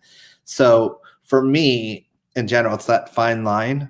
But I can tell you this, I've added to the project in terms of what it says on there. And one of the things that it says is, now I talk about it more being a series, because it is, for me, that has always been a series. It was always going to be a multi-part thing in that way. Since then, I've added probably 2 other episodes to that series, because I was thinking about it and I'm like, I can't cover all this in 4 parts. I can't, this is going to have to be, if I do that, I'm leaving out humanitarianism. I'm leaving out, the true essence of Michael's charity and all that stuff as well. That'll be sprinkled on anyway throughout, the stuff. But there's just like, there's so much about him in that way. And I'm also thinking, if Michael Jordan, with his documentary on the Chicago Bulls, can get 10 episodes, why can't Michael Jackson get 6 to 7 episodes? Right. In that way, he deserves it. And so it's become a bigger project, but in the same way, it's not, I don't have to handle it any different. It's actually easier to divide it up that way than it is to think about, what am I going to leave out? Because I don't really want to leave out anything. I really don't, because you leave out something and then it's an injustice for the generations to come. Absolutely. Taj, what is your personal vision, dream, goals, your desire? Where would you like to see it? Like, what platform would be the ultimate for you? Would it be a streaming service? Would it be like a television distribution company that will take it on? Yeah, real quick, like, it's not a eulogy, but I've always thought of it in that way, in terms of when you go to a eulogy and you hear people speak about someone, through their way they speak, through the stories they tell, you get to know that person, with the best of eulogies. And that's how my brain changed in terms of what this is in a way. I want people to know the true essence of Michael Jackson, because we can defend it all we want, or we can talk about certain allegations and false allegations all we want. But if people don't know Michael Jackson, they're not going to either care, or they're not going to believe what you put in front of them in general. Right. You have to have some investment to the character, to the human being aspect of it. Absolutely. And so that's why we care so much, because we have an investment to it. So until people feel like they can celebrate him and celebrate the human being that he was, that's where we have to kind of do a simultaneous getting people to get to know the person, but at the same time, talk about the allegations that he had to deal with in that way, or the backstabbing that he had to deal with. And so for me, people like Travis, who I've talked to before, obviously, in terms of like, those people knew him. They knew stories about him in fun ways, and they knew things that even I didn't know in certain ways. And I think, who best to tell stories about Michael Jackson, positive stories, or things that he was dealing with at the time, than the people that knew him best in that way. And so for me, I'd rather gather 40 to 60 people of that nature, the Travises of the world, that have his best interests anyway, because that was his friend. But at the same time, when your friend's misunderstood, you do want to explain to the world who your friend is as well. And that, when I don't think other documentaries, not criticizing them, most of them are fact-based, and like, they're only about the facts, and they don't talk about the human aspect of Michael Jackson. And so what I want to do is have the mixture of both in that way, so that you get to know Michael Jackson at the end of the day as well. We know him, but I'm saying like in that way. So for me, that's just, it's a balancing act. And so to answer your question, Danny, the best case scenario would be a huge platform like a Netflix or an Amazon, but something with a lot of marketing, because that's the one thing Leaving Neverland had, was they shoved it down people's throats. And I can't rely on the media to market it, because the media, I realize that the media, whenever it comes to something plus a positive piece on Michael Jackson or whatever, they pretend they never saw it. Yeah, they have their agenda fixed. Yeah, like the train station story. It's like, oh, I didn't see what you guys are talking about. I'm walking out of the room. And so for me, I'm going to need a great marketing team or marketing push behind it as well. Jonathan Moffat's another one that I will be talking to. But yeah, so that's, it's unfortunate in terms of, with Michael Jackson, you have to do things different. With normal people in situations. And when I say normal people in situations, I'm not talking about my uncle being abnormal. I'm talking about him being unique. Yeah. Absolutely. And with normal people, you could just, it's like they can go through a formula and it's like, oh, let's just punch in these numbers and da da da. With Michael Jackson, it's different in that way. Yeah, there's a certain it's like a prejudice toward Michael, It's a prejudice towards the people that are in charge, certain people in charge, but it doesn't have to be that way. And there's certain things, there's always an avenue. My uncle had to find the avenues, in general as well. Like, he was constantly bumping his head against things, so he had to find another way. When certain record companies stopped promoting his stuff, he had to find another way to get it out there. And so it's not something new, but it's just like, for me, that is the aspect of this series. And I stopped calling it a documentary because I don't like that word for Michael Jackson. Like, it's a negative word anyway. I think of the Bashir thing when I think of documentaries and stuff like that. For me, it's a series about Michael Jackson. It's in terms of, you're learning about Michael Jackson, documentaries also, which is one of the reasons that Neverland was so, I don't want to say wrong. It was so cheap in a way. And I don't mean like production. I mean in terms of, like, because it didn't see the other side. It didn't even ask the other side. It was completely one-sided. Yeah. And I think that's what a documentary should have, both. But my thing, that's why I stopped calling it a documentary, for that reason, because for my thing, it is the viewpoint of, what did Michael go through? What did this incredible person, this incredible human being that, was working on his craft since the age of 5 or whatever, and gave us his music, but not only his music, his soul, everything about him in terms of how he looked at the world.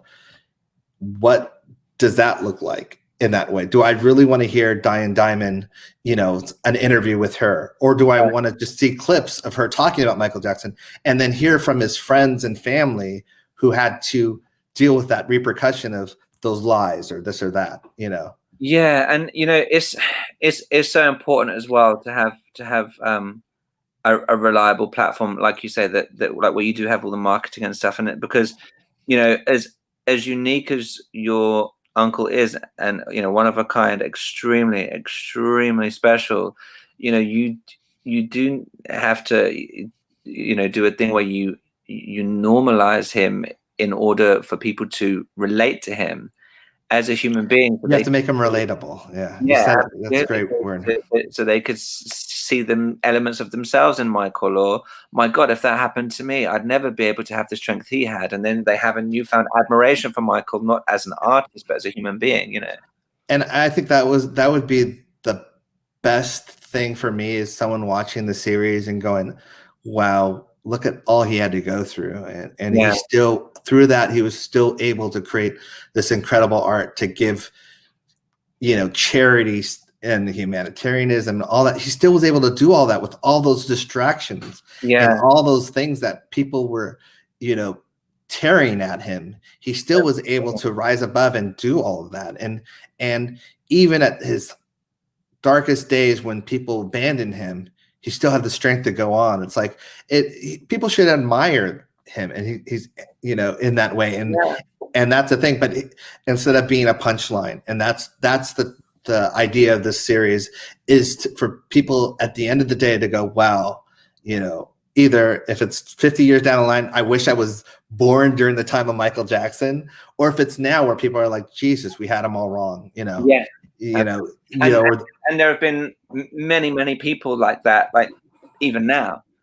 Even like since last year, and so that is such a positive step forward. And there's so many great podcasts and documentaries that have come out pro Michael in that way that have done some of that already, that have changed people's minds.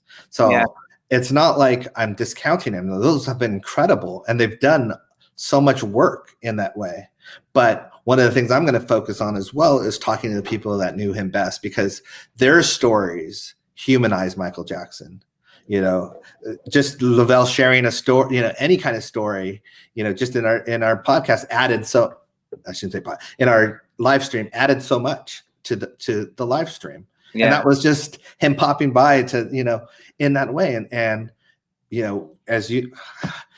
I got in trouble for my Aunt Latoya.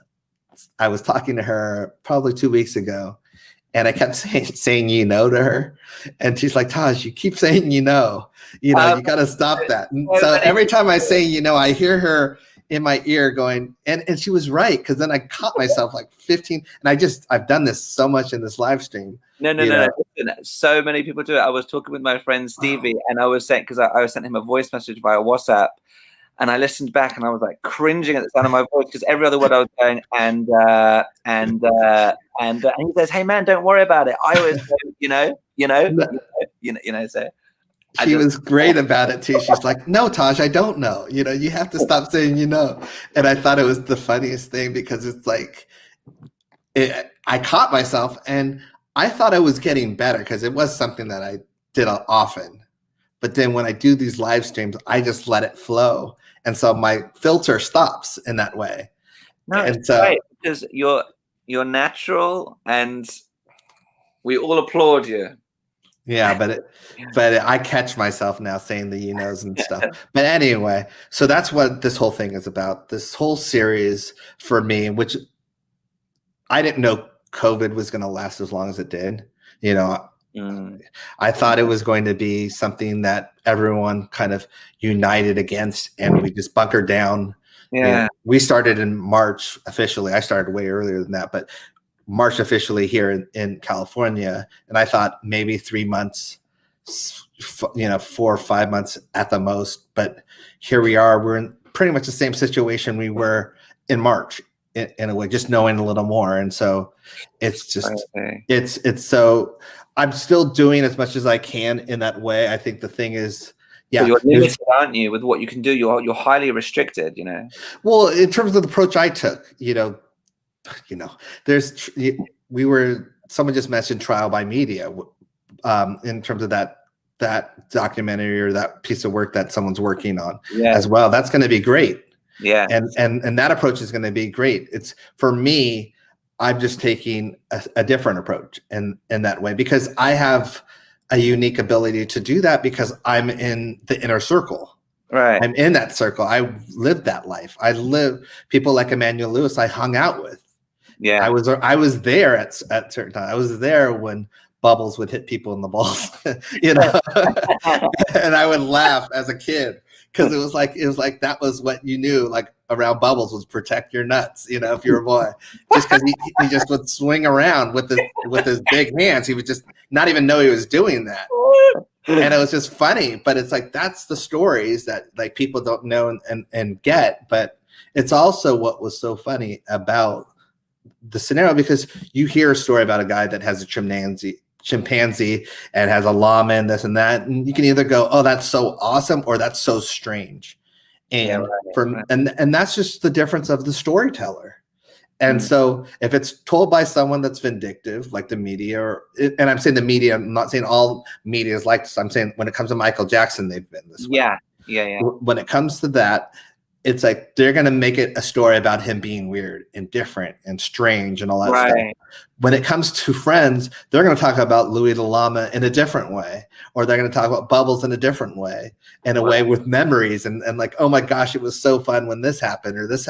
And that's what, so it doesn't seem so strange in that way. I had a rhesus monkey. Wasn't Bubbles, you know, but I had a rhesus monkey that I wanted a monkey. So we got a monkey and I was in, and at 12 years old, I was in charge of taking care of that monkey and whatever. And so, wow, at 12. Yeah, 12. It was a lot of responsibility, you know, because luckily rhesus monkeys are small, but they challenge you all the time. Like they're one of those that they look you in the face, and if they look you in the face, that means they challenge you, like for dominance. Much.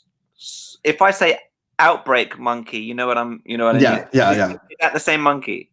It's pretty much, well, there's the squirrel monkey and the rhesus monkey, but they're very similar in looking in that way. But yeah, that's kind of the monkey, that vision of what you see, or the pet cemetery vision is kind of similar to, that's a squirrel monkey, but it's similar in that way. They're of height and all that stuff, but they're freaking strong. They can break your arm and all that stuff. And as a 12-year-old, you know, it was like, but I loved that monkey, you know, we called her Lady J. She, when we moved, we didn't have room for it because you have to have a legal amount of space for the monkey to move around and stuff. Yeah. So when we moved, we didn't have that. So Lady J ended up going to Neverland. Oh, really? Yeah. When you were about how old? It was when my mom and dad divorced, so I don't remember exactly. I would say 17 or 18. Oh, okay. And you got Lady J when she was like pretty much 12. Yes. So she was so she was 5 years old by the time she, you know, at least 5, maybe even older. Cool. I'm just looking at, someone asked how tall I am. I'm 5 feet 9.5 inches. I was you know, my uncle was like 5'11", I think, and so we'd always, you know, like see who was taller in that way, but I never was taller than him. Okay, let's see. I'm just making sure I'm getting to all you guys' questions because I know that you guys waited for them too in that way. But I hope that answers the question. There's a lot of people that I still have to interview in a way, but some of them it's due to the approach. Other people like Travis have come to me, in a way like, hey, you know, anything I can do. So it's a different scenario, a different approach. Obviously, I want to get people like Travis done. I don't want to say first because it's like sometimes the story tells a different way, and then you're like, oh, I shouldn't have shot Travis so early, you know. So it's just. With the way things are now, as you just said a minute ago, you know, everything's kind of unpredictable anyway. Yeah, it is, but I'm impatient too. Like every time I hear a negative story about Michael Jackson, I get angry, and I'm like, you know, it bothers me. I had to put down Twitter for a little while and just hop in every once in a while because I was super sensitive. Yeah, to the point where, because it's like after all this, after everything that you guys have learned, after James's case being dismissed, you guys are still going to go with this narrative. You guys are still going to go with this lie, and you guys are still going to pretend that none of the facts exist or none of the truth exists.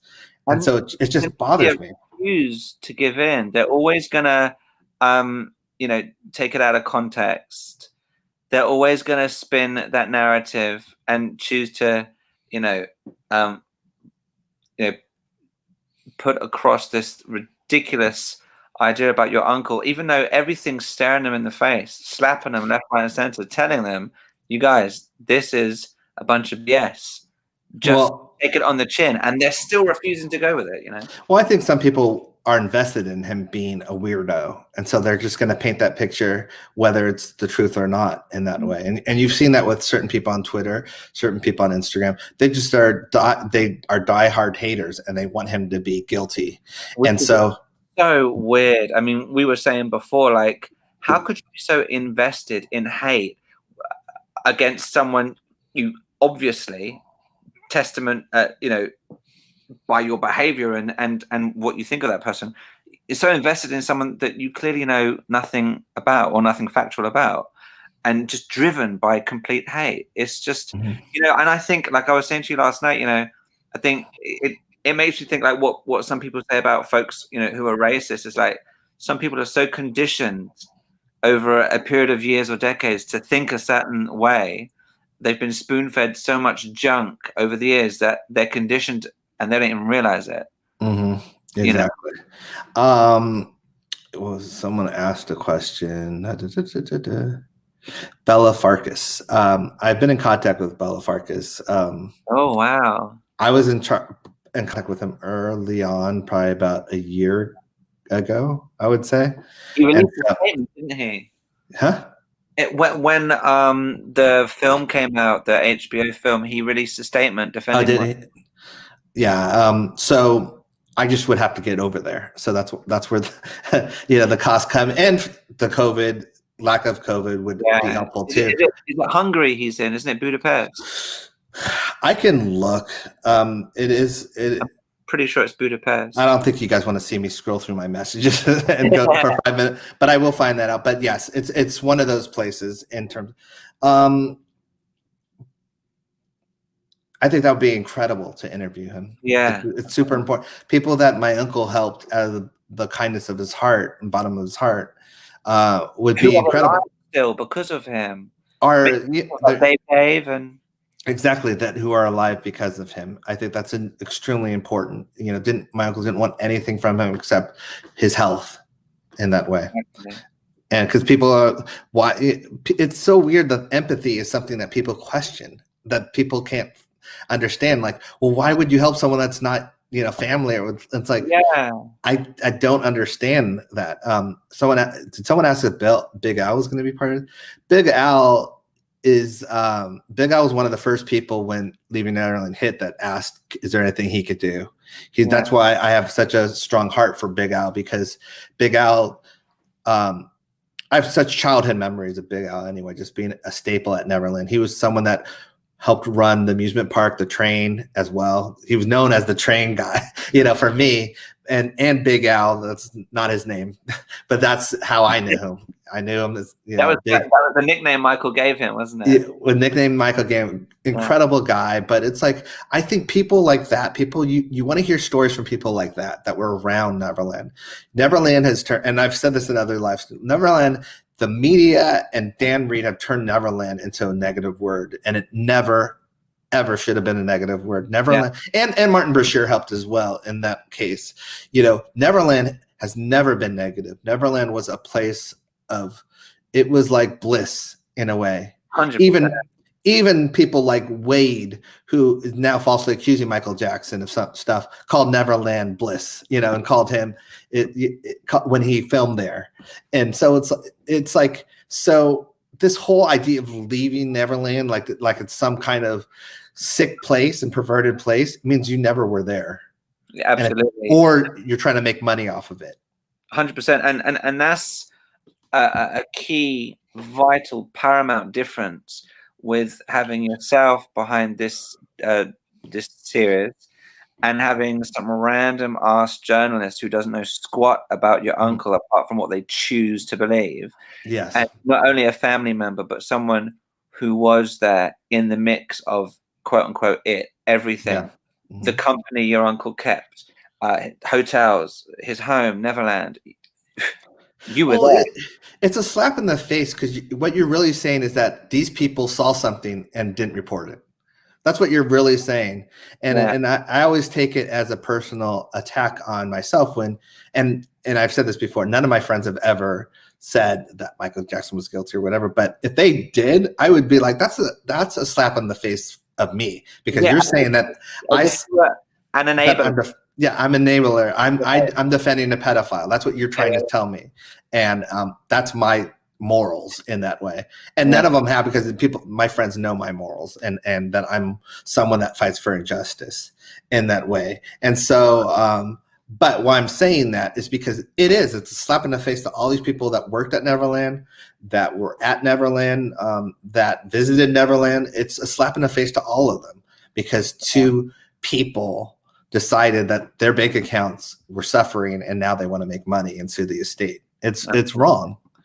and it's wrong that their feet aren't held to the fire. They Neverland will one day open to the public. I wish one day, hey, look, if the series took off and it made X amount of money, I'd buy Neverland the next day. You know, that would be me. Like, because Neverland to me represents that. I don't forget I lived there at a certain point. Neverland to me should be preserved. Neverland to me is Michael's home, even though he didn't think of it as home after the trial.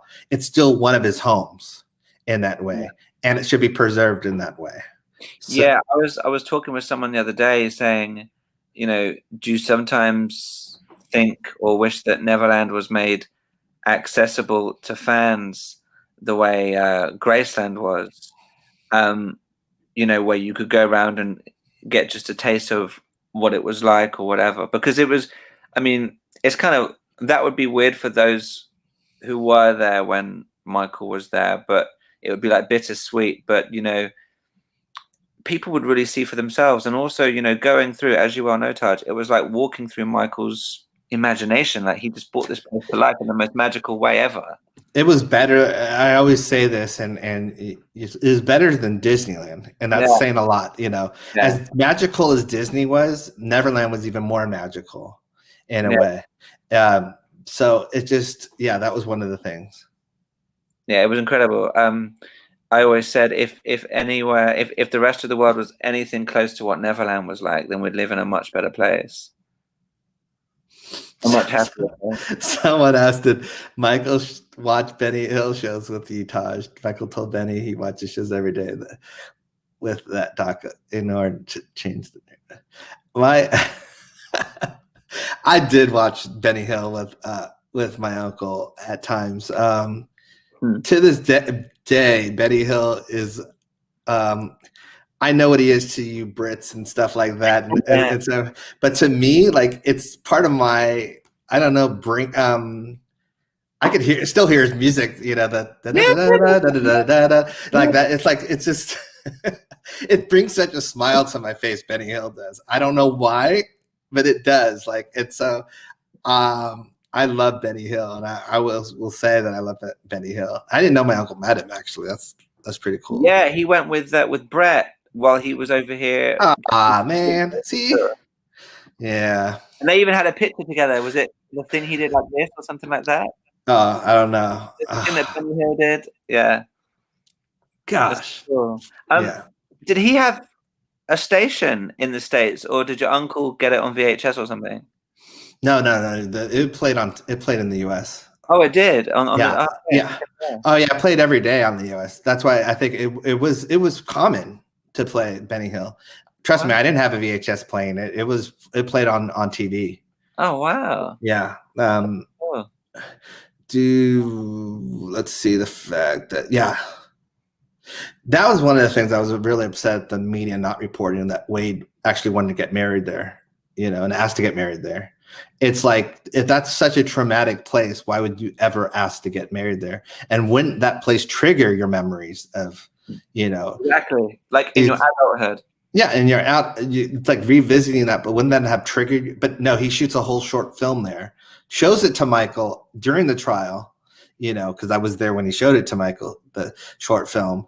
And it's like, and I'm supposed to believe that this guy is telling the truth. And it's like, but as I said, when Leaving Neverland came out, it came out at the perfect time when Time's Up and the Me Too movement was at its height, where you couldn't even question accusers, and they called every accuser a victim, no matter what. And I think that's so unfair. You should listen to accusers and hear what they have to say, but I don't trust anyone, especially when it comes to people that are out for people, either a vendetta or for money, financial gains. Yeah, as you know, as Einstein himself said, condemnation without investigation is ignorance in the highest form. And you know, it's like I always said, when all this madness started early last year, you know, they have deliberately hijacked the Me Too movement. You know, knowing full well the climate and sensitivity of the air, you know, and they're just completely preying on and exploiting, taking advantage of the emotional vulnerabilities of legitimate victims, because they knew that they would be their prime audience. And again, if you stop and say, well, hold on a minute, let's look into this, you're immediately called a victim shamer. And it's Victim like, shamer. if you do that about a murder case, you don't get called, a murder shamer or whatever it might be. Again, added to the fact it's about Michael.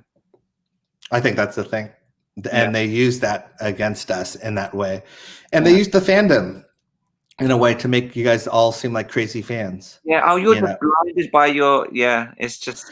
Those crazy fans, even if it's something I'm talking about or something that it's like they'll still say it's crazy fans, and they won't say that I said it or whatever, because they always want to put the narrative that it's only crazy fans that are defending them.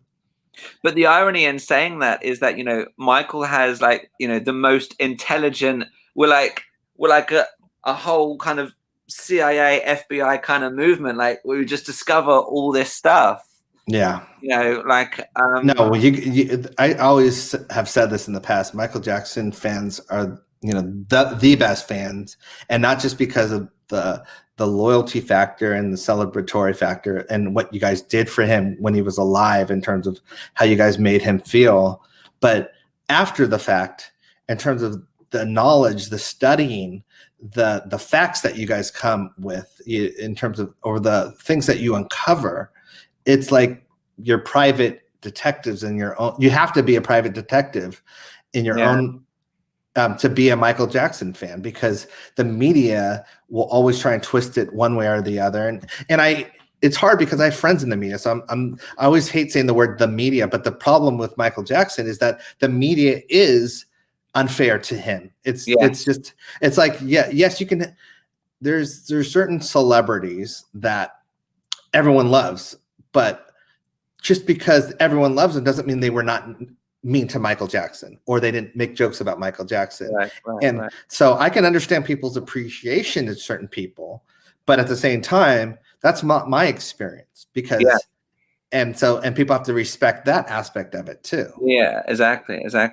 I just think it's incredible. There's this endless drive, loyalty, and passion for justice. Mm-hmm. And we're talking about unsung heroes earlier in other elements, but big shout out to all the fans and the people, whether it's on Twitter or wherever, who uncover so many factual documents, courts, video clips that were otherwise hidden or deleted. People who are going to court. I was going to say, still going to court today, and documenting, like is those it kind of people. Or Gigi, sorry, I mispronounced your name, but going to court every day to update the fans, and sit there with these scumbags, just feet away from them. I told someone privately, the reason I'm not at court, honestly, is because I think something would trigger in me, just being around that kind of. I bet. I don't want to say evilness, but it's. I think that is the closest word to it. Sure, yeah. I hate using that word, but it's the closest word I can say.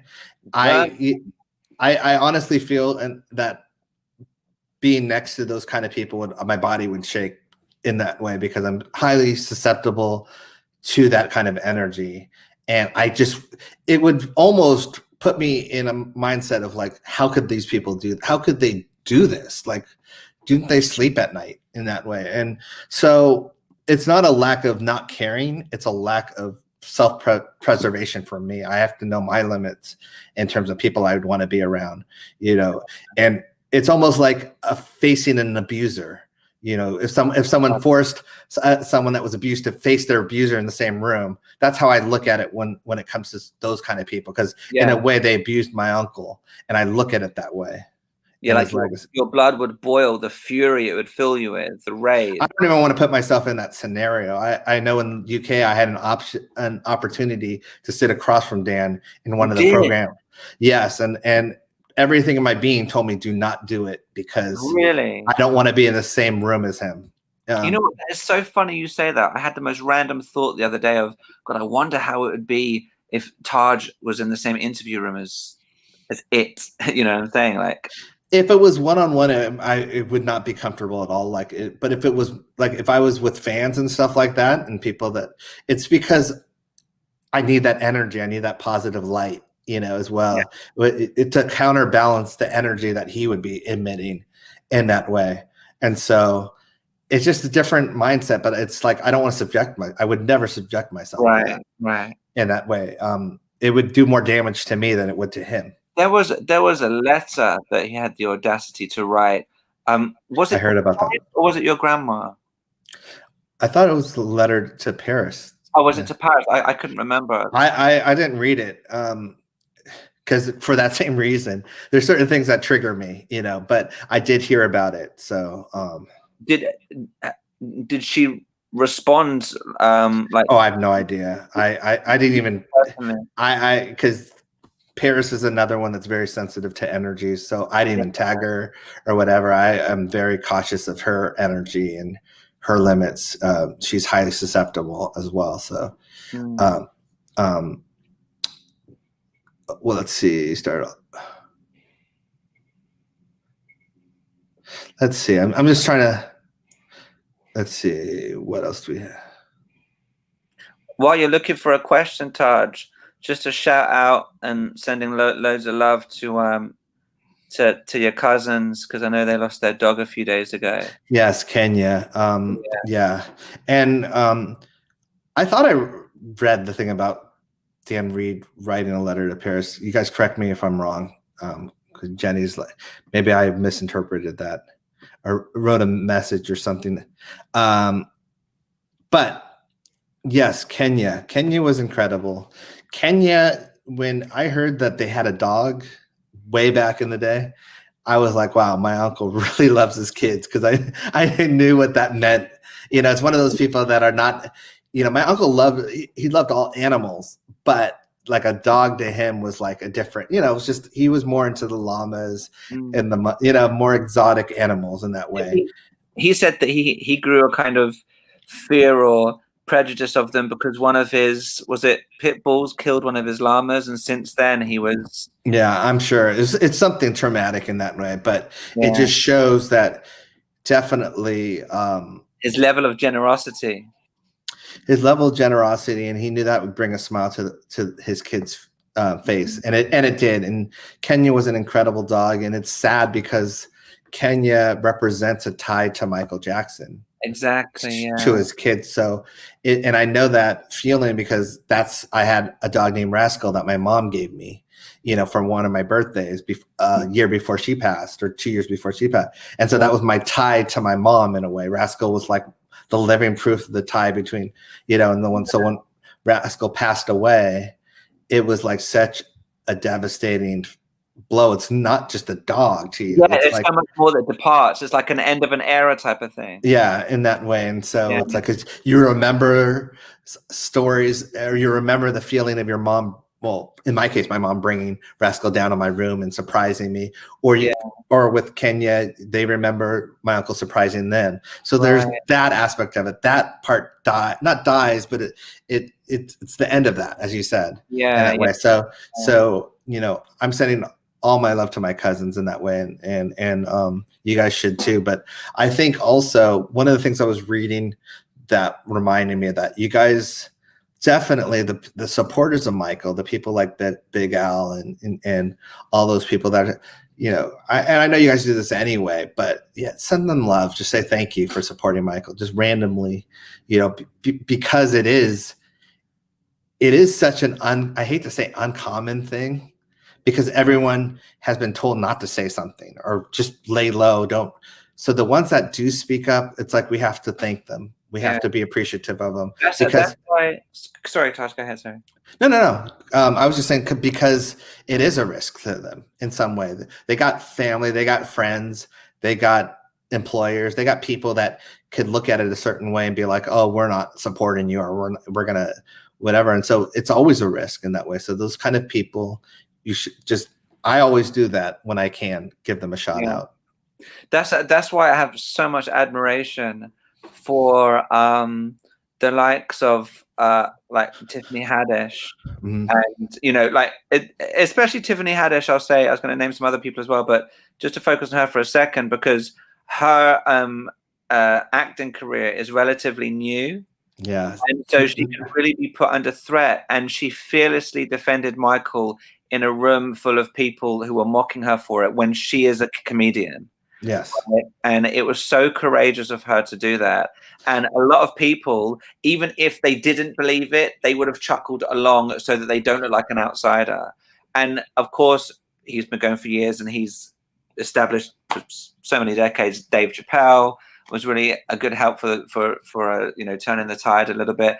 And then other people on social media that post stuff where they really express their love for Michael, like Brett Ratner and Chris Tucker and Macaulay Culkin and so on and so forth. And these types of people who are established, who have their careers. And then the Tiffany Haddishes, well, her career, like I said, is pretty new, and she's just courageous. And because some people, it's just in them instinctually, they care about truth and justice. Yeah. And Snoop Dogg's another one. Yes, Snoop Dogg. Oh, amazing. Yeah. It's interesting. I feel like the people that actually met Michael or hung out with Michael, knew Michael, they are more prone to defending him, not caring what everyone else says. But then you're right. People like Tiffany Haddish, they have so much on the line in terms of she was still negotiating in terms of she was a rising star at that point when she did that in that way. And so a few movies. I mean, she'd done stand up before, but she was only like however many movies in, exactly. And it's not like Eddie Murphy, where you've had like a 35-year. When you're established, then you're like, I don't care. They're gonna exactly, because you make the decisions, you call the shots. And also as well, I know there's so many people like Celine Dion and Madonna and Boy George and all these other people, but also Jimmy Fallon's MD. Oh, Questlove. Big love to Questlove as well. And Jason Derulo or Derulo. Sorry, I always say Derulo. I don't know why. I'm gonna pull out myself. I said Heavy D. I meant Fat Joe. Sorry. Oh yeah, Fat Joe's been great. We can go down the list, and you guys know them, but I would thank them again. Just say, even if it's not even on a Michael Jackson post, just say thank you for supporting, because they read those things. And it reminds them, okay. Because if all they read is people saying, why do you support Michael? Why do you support Michael? And they don't read the ones that of people appreciative. It just takes one person appreciative to go, you know what? I am on the right side because people appreciate it. Yeah, exactly. So that's kind of would be one of the things. Someone keeps asking, have I seen Loving Neverland yet? No, I haven't. And I had a reason why, because there was going to be new voiceover on it. And so I decided to wait. I've heard incredible things about Loving Neverland. I'm excited to see it because I've heard it's incredible, but I haven't seen it yet. And I'm waiting. One of the people that did it said that they would let me know when it was done in terms of for me to see it. So, yeah, well done. And thank you as well to the people making and putting things out like Loving Neverland. It's incredible. I think the person that I talked to, she said she was only if she had literally been a fan for like less than 2 years. Amazing. So it was, I've actually met fans who became fans last year because either they weren't sure what they thought before or had an off thought, and then they saw the film, could see something wasn't right, did their research, and kind of went, oh my God, and had this newfound love, empathy, and admiration for Michael. And then, so it's kind of, Leaving Neverland ignited that for them because they could see something was off. Yeah. Or people who were fans, like they liked Michael, but they weren't like massive fan, and then suddenly, boom, it just ignited something because they saw, wow, this genius, this visionary, creative genius is just such a victim, Yeah. Someone, I'm not going to even say the names of the people because I don't want to give them that credit, but because it's a negative thing. But yeah, there are certain celebrities, blue ticks, I call them, that have come out against my uncle when Leaving Neverland came out. Yeah. Could be being sheeple, could be you brownie points, could be because they're involved with HBO or in the future want to be involved with HBO. That's been a common thread. It could be just them hating Michael in general, or some kind of insecurity in that aspect. There's a lot of reasons. I do know that whenever another celebrity comes out pro Michael or supporting Michael, it's exciting because it gives more celebrities and blue ticks not faith, the energy to be pro Michael or whatever. That's why I feel like with Thriller and stuff like that coming, the more people that are posting about it and in that way are doing the Thriller dance, and I hate to use the word celebrity because I honestly believe everyone's the same, but I do know that people do have more influence over other people. And so I do have to recognize that there are famous people that have influence over other people in that way. And so it doesn't make a difference. Whose work to some capacity is celebrated, you know? Yeah, and they have an influence. And so if I ignore that, that's not, that's never wise in that case too. So I do believe that certain celebrities or blue ticks that have that influence, a lot of them are quiet right now because of the backlash. But that backlash has dissipated in a way, and the truth has come out in a way that now they start feeling comfortable to post Michael Jackson stuff, or hey, my kid, or I'm, and I are dancing to Michael, or and all that stuff, or here's a Michael Jackson shirt that I'm wearing, or whatever it is. It's support for Michael, and we need to take wins as wins. Yeah, I mean, the Kardashians and Kanye West are very vocal in there. Yeah, well, Kim used to go over Neverland all the time with my brother TJ, because so Kim knows what Neverland is, and she used to have birthday parties there and stuff like so it's like people like that know what Neverland is, so you can't tell them Neverland's a spooky place when they had birthday parties there, and they're like, what are you talking about? And so but people that don't know, it's like if you told me someplace in the UK that I'd never been to, and you're like, this is haunted and whatever, I believe it's haunted. But if you experience if people that live there were like, no, we have parties there all the time and we've slept over there, it's not haunted at all, you'd be like, oh well, I just heard that then. And that's what Leaving Neverland is. It's a bunch of lies that people just regurgitated in that way. Hold on.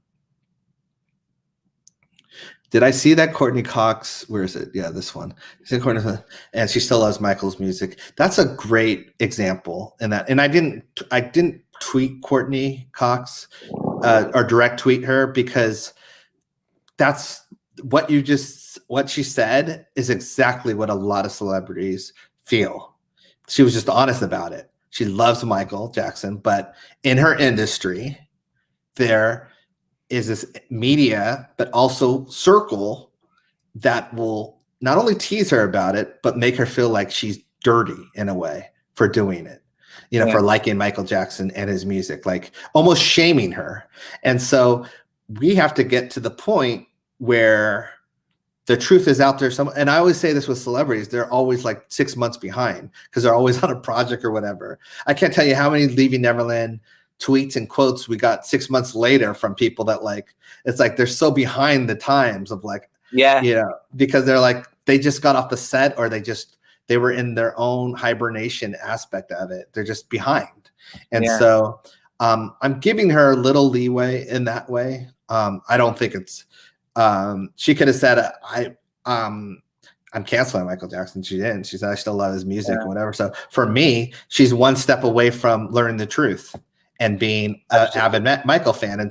And so for me, that's someone that I can look at and go, if Courtney Cox learns the truth and watches Square One or Loving Neverland or Liza Leaving Neverland, any of these things, she could be someone that tells her inner circle, hey, look, check out these things and learn the truth.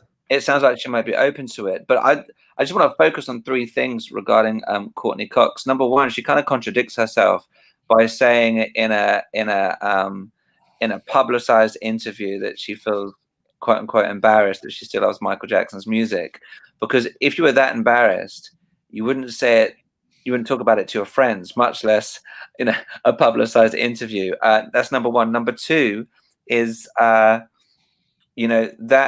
interview, would it have got any attention at all if the name Michael Jackson was not dropped into it? Mm-hmm. And number three is she had that interview because she was promoting Friends finding a new streaming service on HBO Max.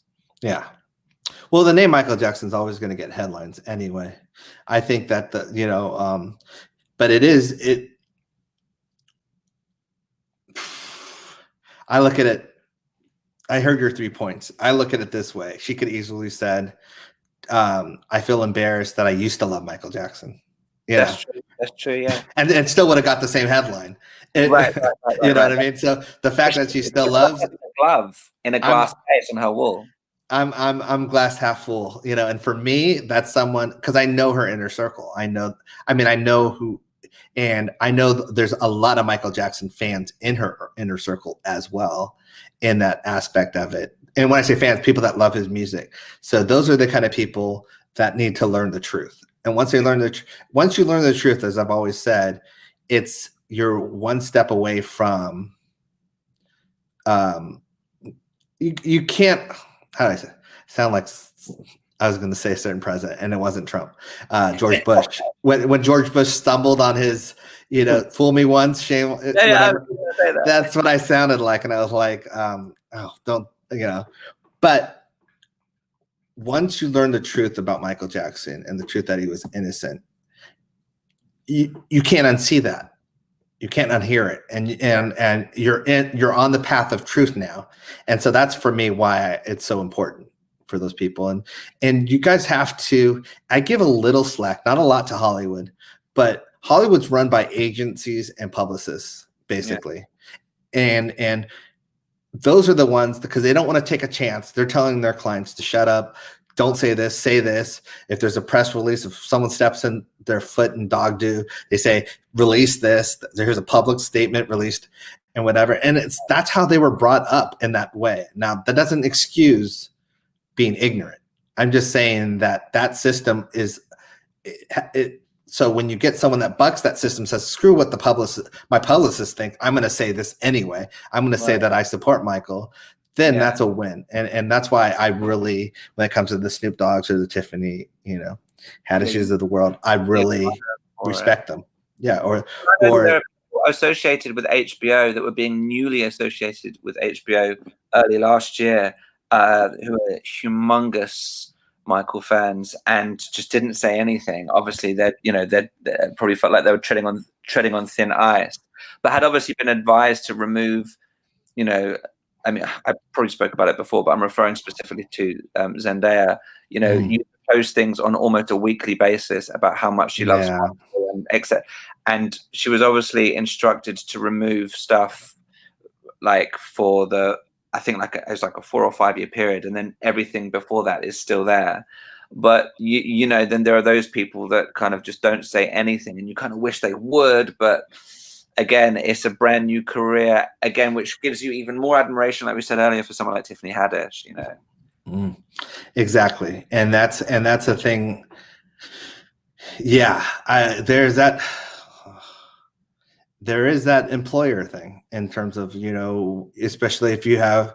It's not surprising when you have a show on HBO and HBO releases something and you're like, you can't say something, because now you are treading that fine line of whatever. Now there's people, as you say, like, the more established you get, the better you can do that. Where you're like, F it. Dave Chappelle, perfect example. Like, he just said, F it. I'm going to say what I say. Exactly. But someone else can get canceled for that in that way. And then their show never shows the light of day. So it's easier for them to go with the flow. That doesn't mean that, my morals and my whatever would stop that from happening. I've shot myself in the foot plenty of times. Me and my brothers have, because we've chosen morals over money or morals over a career in a certain way. But at the end of the day, you sleep better. Yeah, exactly. And I think some people are kind of treading eggshells, and they kind of have the thought, well, I don't want to bite the hand that feeds me, kind of thing, Yeah, especially since HBO really doubled down on it. Like they owned it in a way. They could have said, "Oh, we're just distributing it and whatever," but they really said, "Oh no, we're going to put some money behind it, and we're going to put a powerhouse behind it." Yeah. And that was very disappointing for me, someone that loved HBO, loved Game of Thrones until the last season, but really grew up with HBO. I talked about it. Like, I watched HBO from the beginning when it was just like you had to buy, the one service and whatever, and it had, from the show Dream On and all that stuff. It was like, I watched HBO from the way early parts of it. And so for me, canceling HBO was a hard thing to do, but when they doubled down and tripled down on what they said, it was a statement to me. And I was like, okay, well, then I'm going to double down and triple down on you. Right, exactly. I mean, my favorite show from HBO was always The Sopranos, and every time when I watch it and I hear that at the start, I'm just like, no, you know what I mean? But they're the ones that put out the Dangerous tour concert in Bucharest. Yeah. Well, we talked about this yesterday real quick. Just in general, it's like, you're a little more of a counselor than I am in terms of certain things, canceling certain services and whatever. I'm not it's not that I'm forgiving. It's just, I know there's a lot of people at stake. And if it comes from the company itself or high up, it's different than if it comes from an ignorant actor or actress. Yeah. Because there's so many other people working there, and there's so many other people that, you could have someone that's an ignorant actor, like I forgot who it was, and I don't know, it wasn't Vampire Diaries, it was the other one, the one that, forgot what the word is when it comes out from that. It's like a spin-off.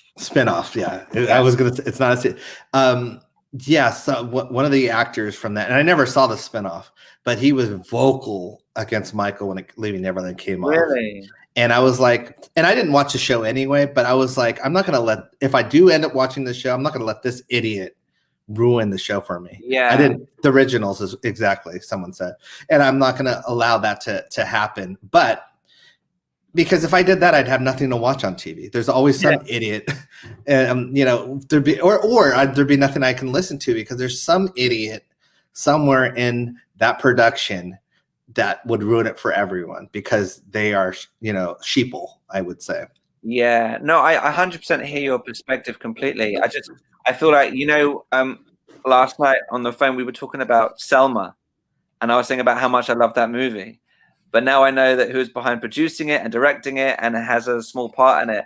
And then it's like, if I'm watching it, then I can't get lost with the character because all I see when that face pops up on the television is just ignorant. And that's such a shame for me. Maybe I should take your your book, Didn't Common win a music award? And that's the other thing I was thinking, well, hold on. Common was attached to this, and he is really pro Michael. I think he won an Academy Award for his music. For the song and so it's like you're punishing Common because of your dislike for someone else, or in that way. And that's how I'd look at it, in that way, because there's always going to be pro Michael people that know the truth in that way. So sorry for this ghetto. Look at my ghetto setup here. It's just I'm still COVID scared in a way. So it's like I wrapped up my this was delivered to me, so I wrapped it up in like a bunch of plastic cups. Yeah. You know what?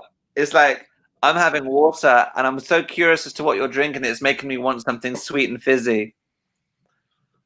Well, this isn't fizzy, but it's definitely sweet in that way.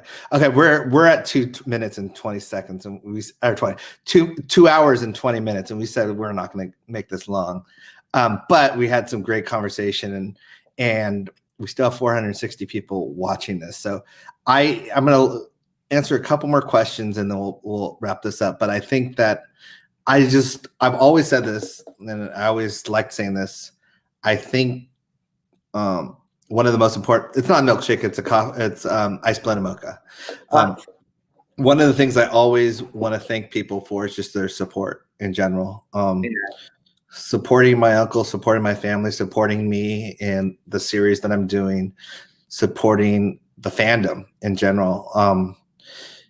It's everything. Even as I say with my family, we're all connected in that way. It's one of those things. So it's like if you're supporting the family, you're supporting the legacy as well. Even though you don't think of it, some there's this mindset of like, oh, we support Michael, but we don't support the family. Well, Michael always was proud of his legacy, proud of the family legacy, and so you're really separate. What you're doing is you're diminishing the outcome of what it could be in that way, because trust me, the media doesn't differentiate between the family and Michael Jackson.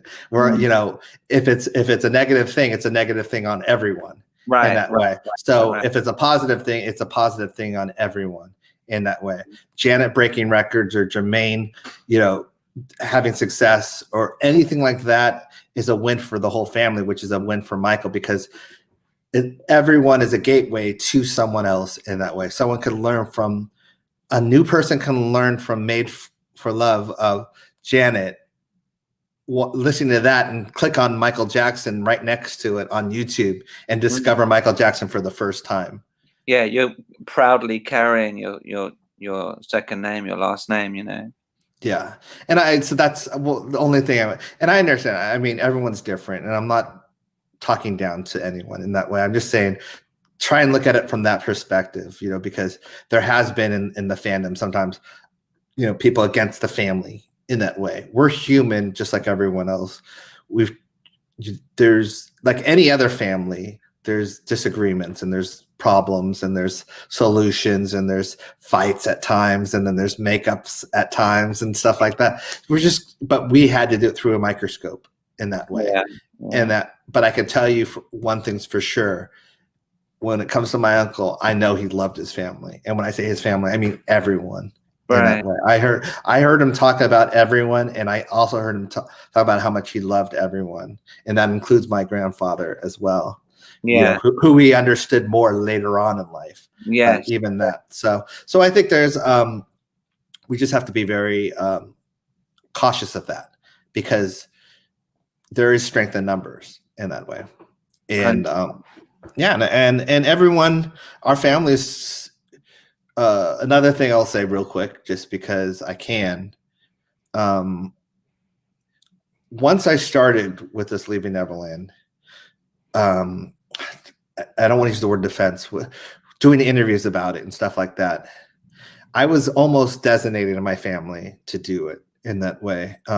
Everyone thought I was doing a good job. Everyone liked how I spoke, and everyone also understood that I was in a unique situation, being abused myself from another side of the family, an uncle from another side of the family. They thought I was the perfect person to speak on behalf of this. Absolutely. So don't take my other family members' silence as being scared or whatever. If I was doing a horrible job, trust me, they'd come in and be talking as well.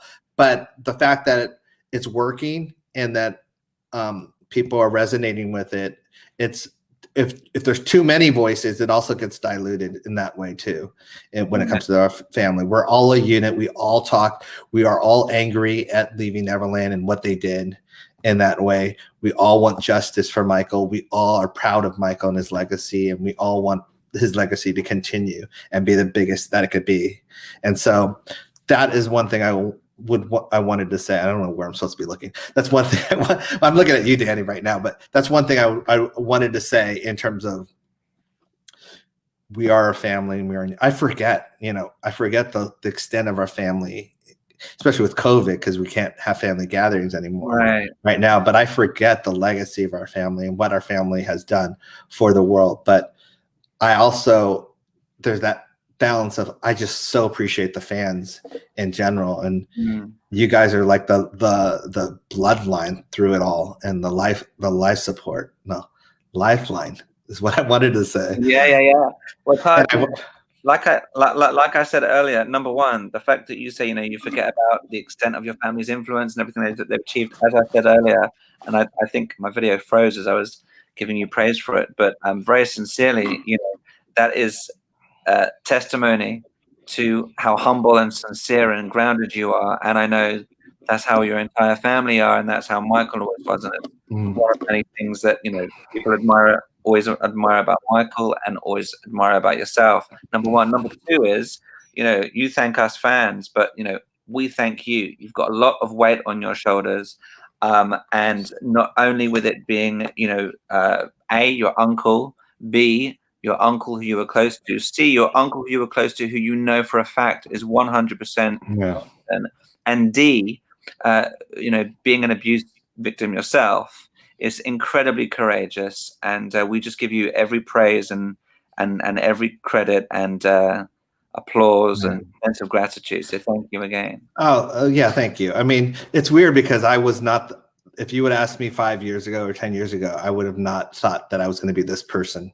I was someone that loved behind the scenes, loved being in the background, skating by in the background and stuff like that. But I'm also someone that hates injustice, and especially when it comes to my uncle. And that was the triggering factor. And someone else on the comments basically said that, like, if you look at the YouTube comments on just anything, Michael, really, a lot of it is so pro, like 90% of it is pro. This is our message. The truth is getting out there. It might be discouraging because you hear that one idiot or 1 out of 10 idiot that just spills hate and all that stuff.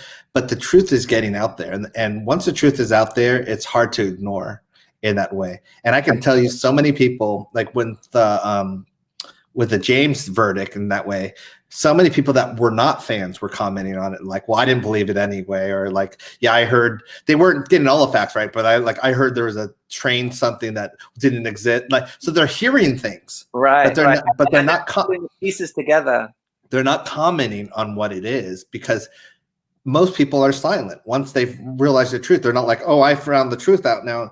We're advocate, but that doesn't mean that we're not getting through to people. They're hearing it. It's like, I would say it's like having a significant other where you hear what they requested something to you. You heard it. They don't have to repeat it. You're like, I heard that already, you know, but they think you didn't register because you didn't repeat it back to them or say, oh, this is, yeah. So it's like, you know, the truth is being amplified and it is spreading, you know, like, you know, a nice infection. Yeah, no, a positive infection in that way. Absolutely. It's like I was saying to you last night, like, you know, because it's a cure. It's a cure. And yeah, absolutely, definitely. And it's like I was saying to you last night when I said that I just recently completed the whole podcast that you did with Jess on Knocked Conscious. And you know, one of the hosts played an audio of, like, his initial reaction after he had seen the film compared to when he had spoken to you and seen Square One and just reached out, and just his response was polar opposite, and he was almost like to the point embarrassed and ashamed that he was that pulled and thrown by it, you know. And well, on that, a quick shout out at any given opportunity, since we mentioned Square One, to Danny Wu, because it's just been a beacon of light to this whole thing. Danny, see, all the grand men are called Danny. You'll see. My wife always said, when I say I'm talking to Dad, she's like, "Which one?" So the crazy English one. Yeah, I mean, so that we'll end it on that kind of or so. I'm not great at ending things, as you see, but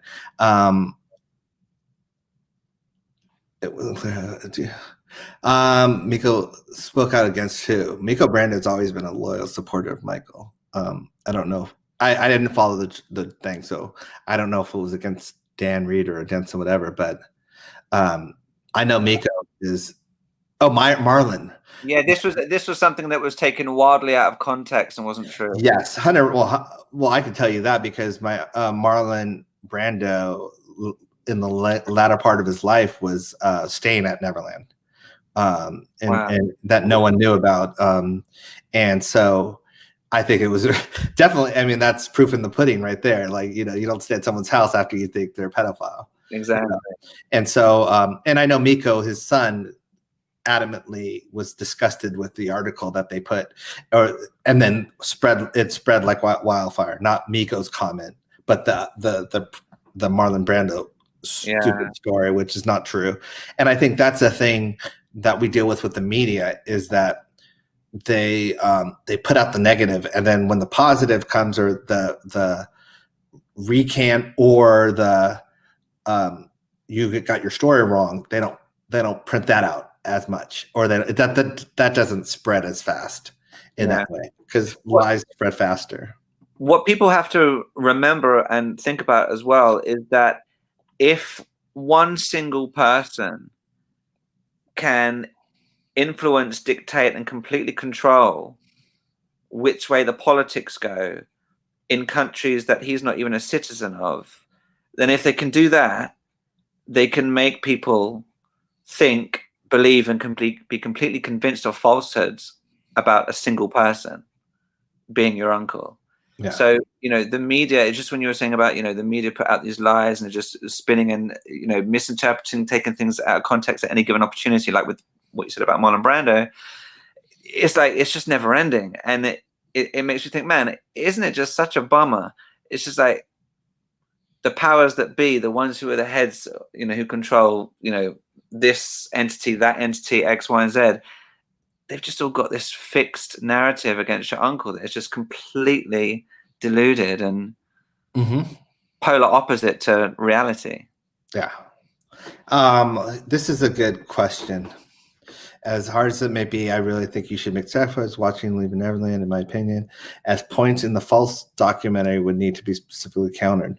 What points would you like me to specifically counter? Because I think that could be done other ways as well, in terms of there's a narrative of the grooming, which is easily could be talked about, since Michael's generous and gave many people things, in terms of, Ryan White a car, me, he paid for my education, both high school and college. That wasn't grooming, so and he was generous with so many people around the world. He paid for people's funerals and stuff like that. So I think there's certain points that were brought up in Leaving Neverland that will be addressed in that way, but that's because they've become part of the narrative. But in terms of like, did Wade go to the Grand Canyon or not go to the Grand Canyon? That's something that you can see in many of the other documentaries coming out. And also, I don't think at the end of the day, people are going to learn who Michael Jackson truly is by whether Wade took a trip or not. Once a liar, always a liar. And if I can just, in 3 other ways, show that Wade's just a liar, then it's easier than specific. Let's talk about Wade burning the memorabilia, this and that. No, it's like, that's just, I don't want to lose people either. Like, that's great for people that are like detectives and people that really want to know that stuff. But the general public, it's like, I think they want to know, okay, is this guy lying or not lying? And what are the facts of that side of it in that way? Yeah. So I'll pick which ones that I think are very important in terms of, we are going to go more in detail with it, but it'll be later on in the series, because it's almost like if someone wants to get farther in, but there's also going to be on every part of the series in terms of that later on, as I say, for more information aspect of it, because I want to show where all the facts are coming from as well. Yeah, in that way, as opposed to just making blatant statements. But I think like Michael was, one of the things is with James is that basically talking about how Michael, like, it's like, oh, and in the pool and the jacuzzi and the train up in this train, it's like he makes it sound like Leaving Neverland was this place that didn't have any other people there. You know, people walking around, guards or help anywhere. It's like at least 100+ staff on at Neverland at any given time. So someone that worked there easily could say, look, Neverland was never abandoned. Even at its smallest point, there were 30 people there. And that was the scaled down version. Usually there's hundreds of people there. But at the scaled down version, the skeleton version was 30 people. So, but the narrative that they paint is like it was just Michael had a key and like literally opened the gate, then turn on the lights, open his house, and it's like, oh, we're alone aspect of it. So I think there's ways of And it's a great question because I've been asked that question a lot in that way. I think if you get too into specifics, like they said this on at the 5-minute mark, and this is false and whatever, I think that's kind of what the trial by media is going. The Gen one is kind of focus something on it in terms of Leaving Neverland in that way. And I think there's one other one that's coming out similar to that too. For me, it's like, if it was a court case and they started doing that, like I would get bored in that way. And what's really on trial is Michael's humanitarianism and who Michael Jackson was. And that's what Mesereau did in 2005.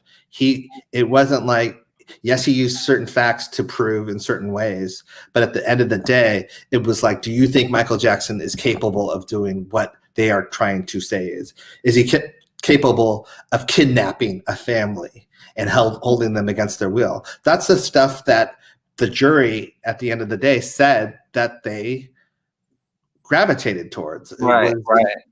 We didn't believe Michael Jackson did this, and we didn't believe the family. That's it. That's their decision. It wasn't like they said, oh, it was the magazine that they presented that basically, had the fingerprints, but there was a date issued differently. That it was never. Yeah. The so-called evidence was contaminated evidence anyway, where they planted the fingerprints on the grand jury hearing. Yes, exactly. So it's like that is a part of it. But that's the bigger picture is, do you believe it or not in that way? And I think that the injustice of Leaving Neverland is that it was 4 hours of just mind control, basically, of you being sucked into believing a family. And so you only heard one side. So there's no way that if you watched it, you couldn't believe it unless your counter mind told you differently. But if you have that shut off, which is what happens when you watch something, then your counter mind's not going, wait, this is not true. This is not true. Unless you're a fan or someone that is in the inside, it's like something triggers it and goes, okay, that's not right. That's not true. I mean, the inconsistencies, falsehoods, and lies, countless lies in Leaving Neverland are so well known and so well documented now. I mean, it's even to the point, like, sometimes I have to, because there are so many to remember, I have to go back and remind myself, like, it's ridiculous how many lies. And it's not even going to, honestly, and I hate to say this, and I don't want people to think I'm undercutting it or that I am dismissing it and I'm ignoring it. In 20 years, Leaving Neverland's not even, like, I don't even want to say it's not going to exist, but it's not even going to be relevant in any point of, because there's nothing relevant about it. Wade is not relevant and James is not relevant. And so at the end of the day, if someone 20 years from now wants to hear something about Michael Jackson or read about the amazing Michael Jackson, they're not going to watch Leaving Neverland. So a hater might, that wants to hate on him, but in that way, because what it's going to be, if someone ever brings that up 20 years from now, it's going to be, oh, that was debunked. Or sorry, Taj, I was just going to say, like, when you were saying like 20 years from now, and I wonder if the estate could ever be in the position where they could legally have Leaving Neverland pulled from every single like street. I think if they win the case, it could be something that that could be part of a settlement, or that could be part of whatever, in terms of one of the things that they demand. That's why for me I'm someone on the offense and not the defense aspect of it, and I'm always trying to think of, like, it's just, I see Dan at the courtroom, in terms of not seeing, but I hear that he's at the courtroom, and it's like, this guy is just another one of those people that just has to leech off of Michael Jackson and his legacy in that way. And it's just like, it bothers me, but it's also like feeding the clown, do you really want to feed the clown in that way? And so he would love nothing more for me to do 2 hours on his stupid piece. Yeah, on his stupid piece, so that he could say the Jackson family's trying to shut down, my movie or whatever like that.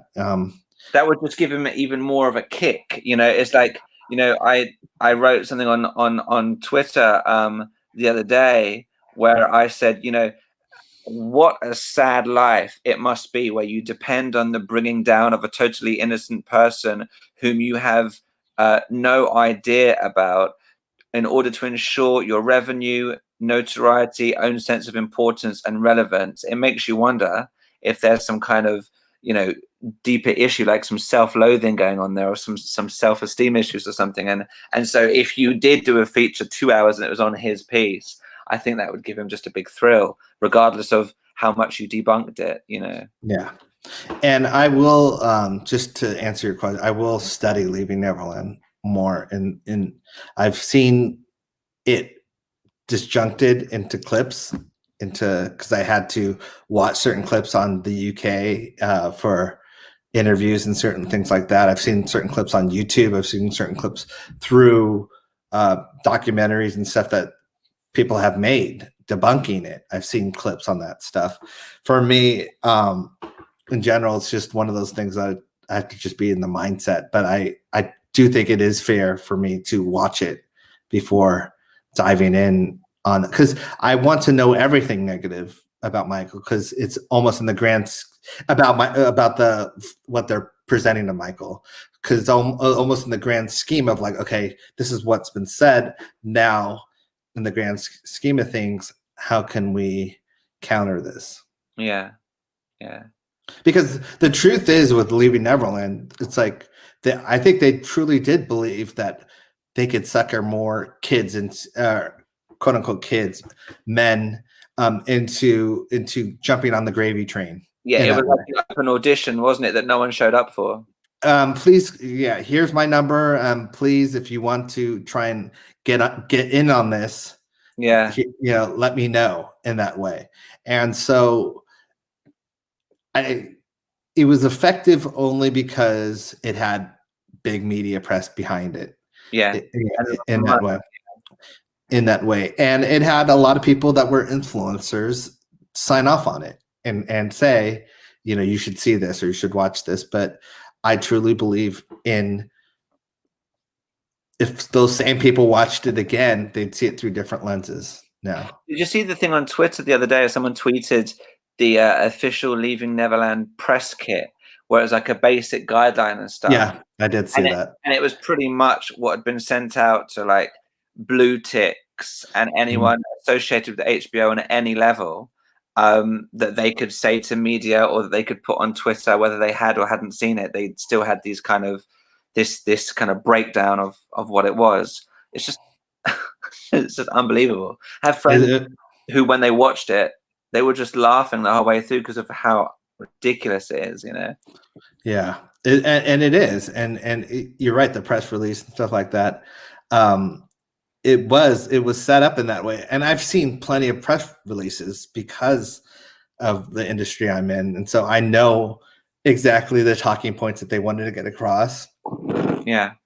But the fans were great at calling the hypocrisy early when a lot of the blue ticks had the same exact almost tweet in a way. It was like it was almost like a copy and paste, like, hey, can you tweet this? And they weren't even smart enough to change wording around. They just tweeted it, and it's like the same exact tweet from all these different people, not a line changed. And so it's like it tells you that there was a mass media marketing tool behind it. Absolutely.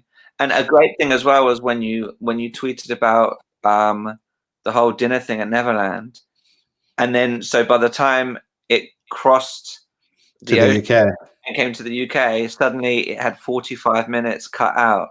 Yeah, it was extracted, and I was in the UK when I saw that scene because a friend of mine sent me that scene, and they're like, and it wasn't that they sent it to me; it was kind of by chance because I was listening to them watch it at over the phone, and then I heard, oh wow, I heard about it. I'm like, wait, can you? What are they? And then and they're like, yeah, they're saying something about a dinner scene and whatever. I'm like, wait, what dinner? And then basically I had the friend send me that scene, and then I was like, okay, it's like, because everyone was throwing in my face where you weren't there. And so I was like, okay, well, I was there for this, and this is a lie.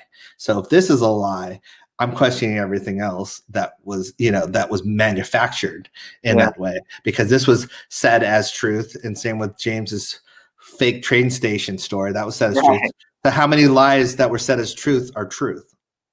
Yeah. Yeah. Hold on one second. So I think that other countries are more vocal in showing their appreciation for Michael Jackson. I'm not talking about the UK. I think the fans are incredible in the UK. I've always said that, but the press media in the UK is one of the most vicious when it comes to Michael Jackson. Absolutely. Australian press is the same in that way. And those types of cultures are very much, I call them tabloid cultures. They're very much led by the narrative of their tabloids, like, you know. The US, Britain, and Australia have a tabloid culture, and there you go.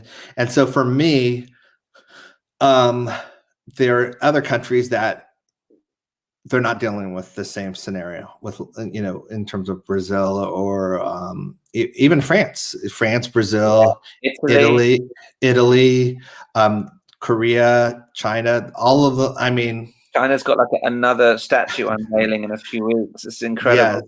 Yes. And shout out to the Chinese fan club there. They're doing, you know, an incredible job. But that's what I'm saying. I do think that, I don't think that you can't judge a fan's love for someone or the fan base's love for someone. I don't want to pit country against country, because it's not, that's, I think love is love in that way, in terms of it showing appreciation and love. But I can tell you different media outlets and different press and who's in charge of the press does shape that narrative very much so, because especially when I was told plenty of times that there were going to be they didn't want to do any pro Michael articles, and you know, and that really frustrated me, because I'm like, so you don't want to hear the truth, you just want to hear the lie. Yeah, exactly. All right, so controversy.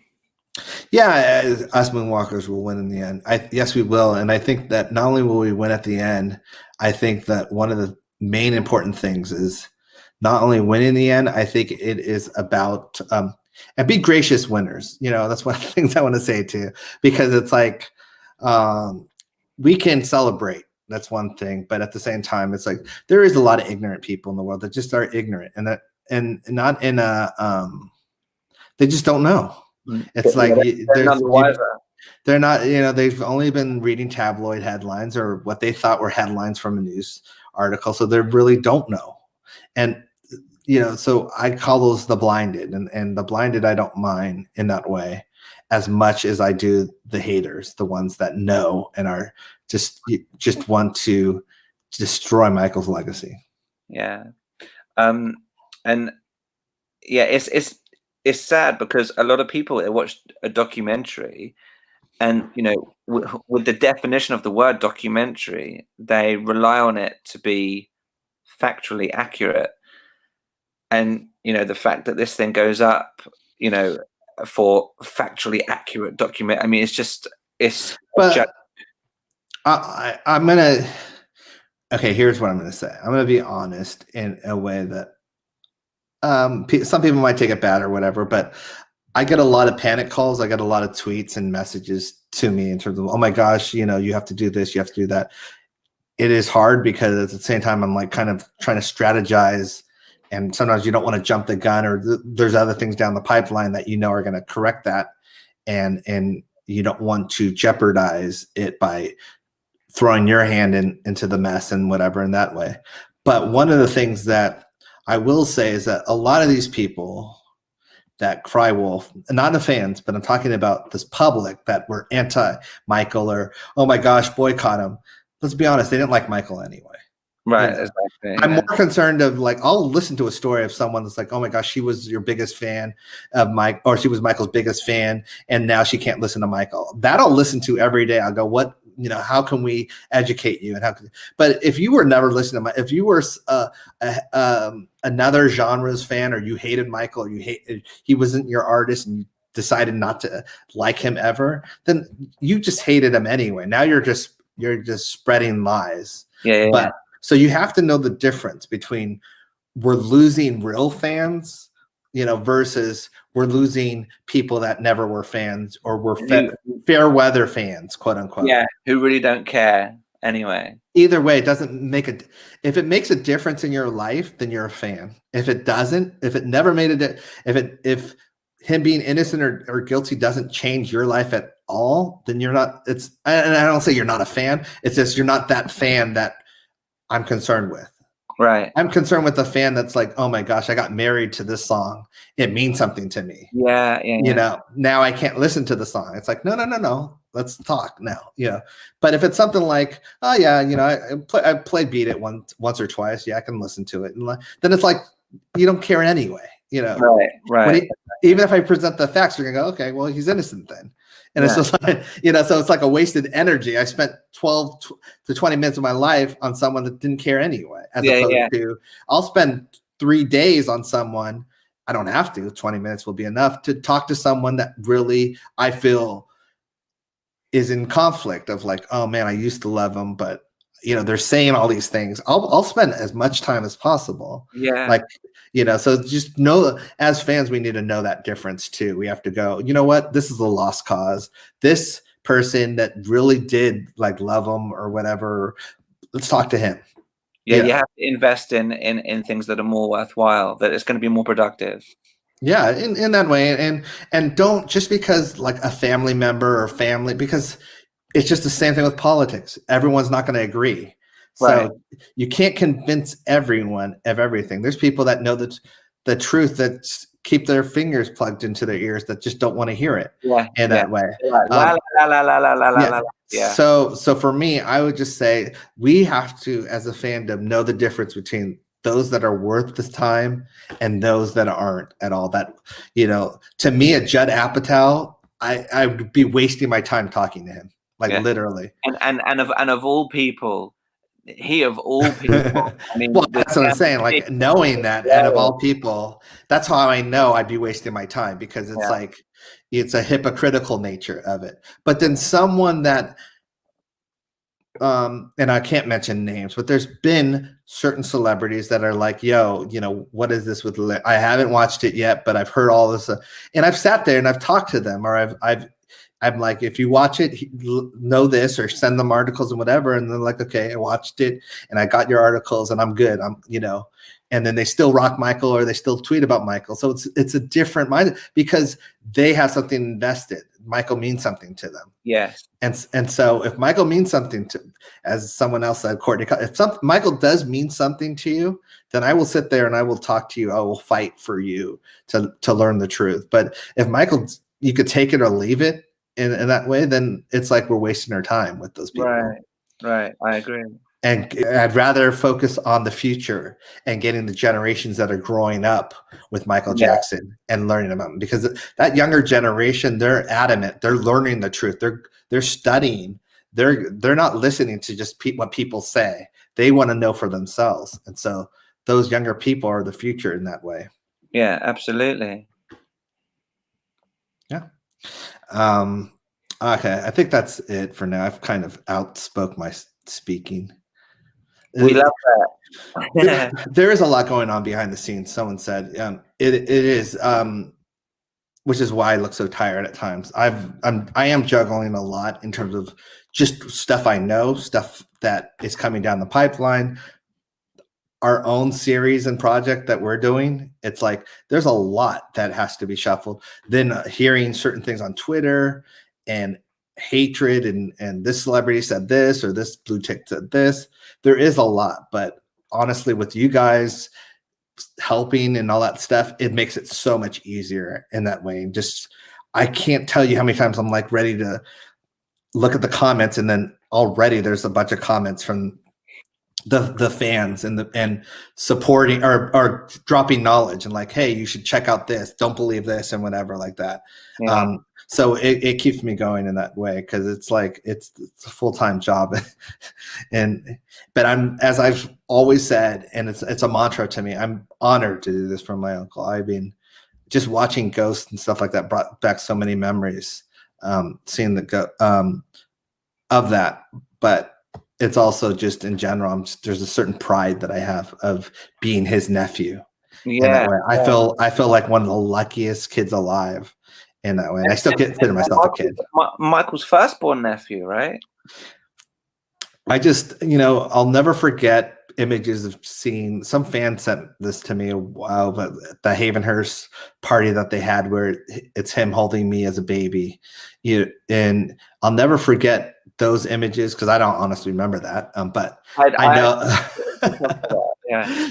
But from that point to prior to his passing, I would say just knowing that I was one of the few people that was so close to him that it's such a privilege.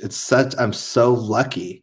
I think about the world. I think about this was one of the most amazing human beings that I know of. And I'm not saying amazing in terms of interest. I'm saying amazing as in terms of heart, light, empathy, everything. And it's like, I strive to be a tenth of that, to this day. And so that is one of the things that I want people to know about Michael Jackson and whatever, because if you're not invested in Michael Jackson in terms of the truth of who he is, then it's going to get lost anyway. It's going to be like, oh, that was a good documentary. That was a good series.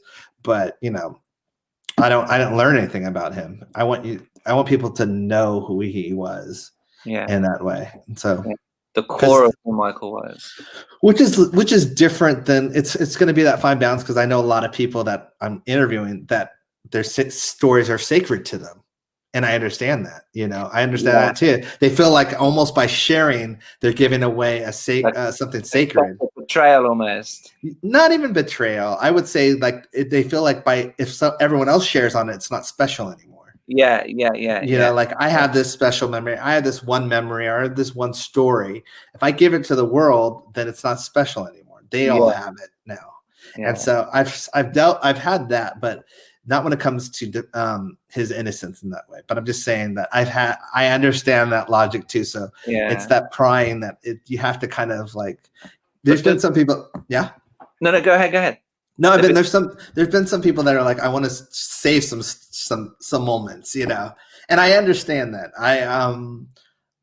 There's maybe one or two moments that I've saved in that way, just because I've been blabbing, that's why I keep repeating myself, because there's certain memories that I just save, because if I tell everything, then it's like, I don't have that one memory that no one else has. The other side to that though is that when those types of like quote unquote like private memories are shared and there's like millions of fans that are hearing this, those memories that were once so very personal are now celebrated by all these people, like, oh my god, isn't it cool, like imagine that, Yeah, it is.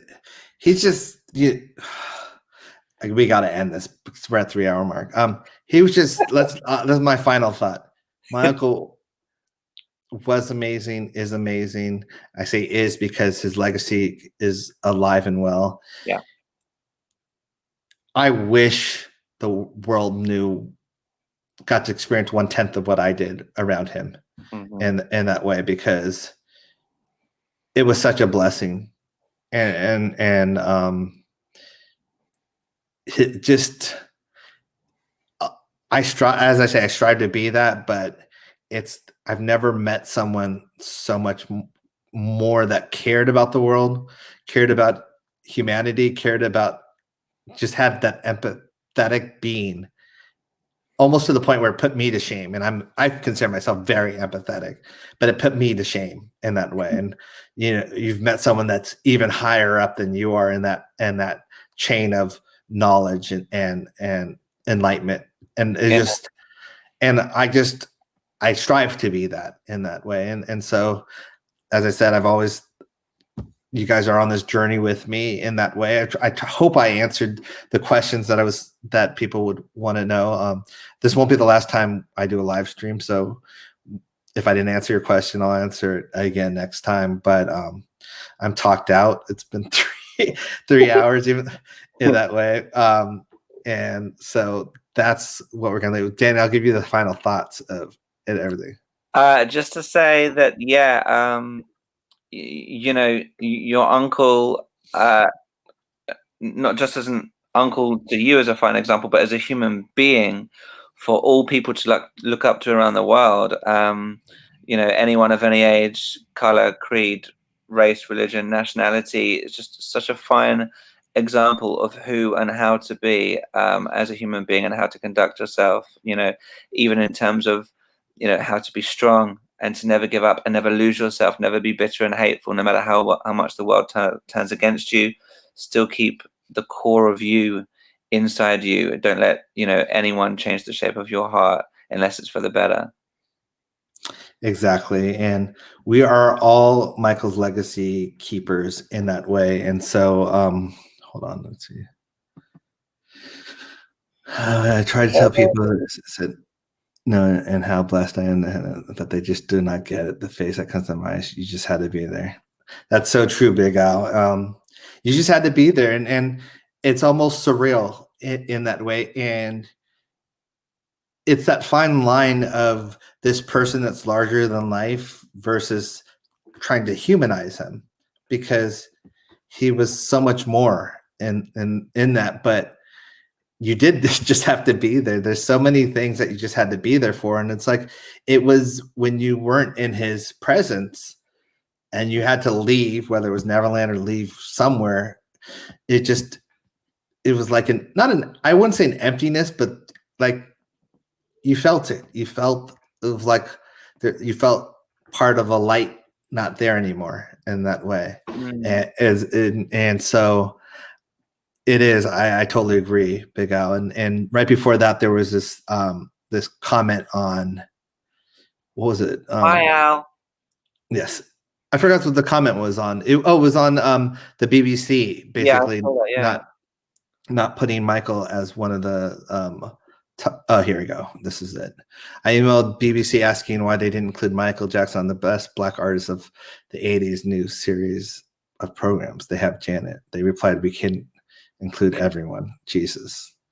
I mean, that's embarrassing. But as I said, this is why I said we are his legacy keepers, because BBC is BBC, but at the same time of day, people are discovering Michael Jackson every day. Kids, adults. I love watching those reaction videos of people first time hearing Michael Jackson, or in that way. If you ever feel down and you just want to see Michael Jackson's legacy in effect, just watch any of those things. And because at the end of the day, these gatekeepers, they're going to come and go. They're already becoming less relevant. And so we have the power in our hands to keep his legacy not only alive, but it's as strong as it's ever been. If you really look at it in terms of the numbers of the streaming, the downloads, and everything else. And that's because of you guys. You guys have been keeping his legacy alive and keeping it going. And I salute you guys. And so don't believe this false narrative of, his legacy's damaged or this or that, because if it was, the streaming numbers would be, trust me, they know if they want to cancel someone, they're canceled. There's not that those numbers would have taken a dip to the point where it would have been newsworthy. The fact is that they've been, even people have played him even more than they did last year. And actually, I should take a quick opportunity on the tail end of you saying that, Taj, to give a shout out to Smooth Radio in the UK. Yes. Have been massively pro Michael and very, very supportive of Michael, and even talking about stories about Michael and Barry Gibb and the song they did together, All in Your Name, and the King of Pop, and just really, really fabulous. And they've got Michael on their airwaves, and they're playing him more than ever, and they're constantly tweeting about him or writing about Michael and celebrating him on their site. So big shout out to radio. All the other yeah, thank you guys for supporting Michael. There's so many that are doing that in that way, and I think that yes, we are definitely.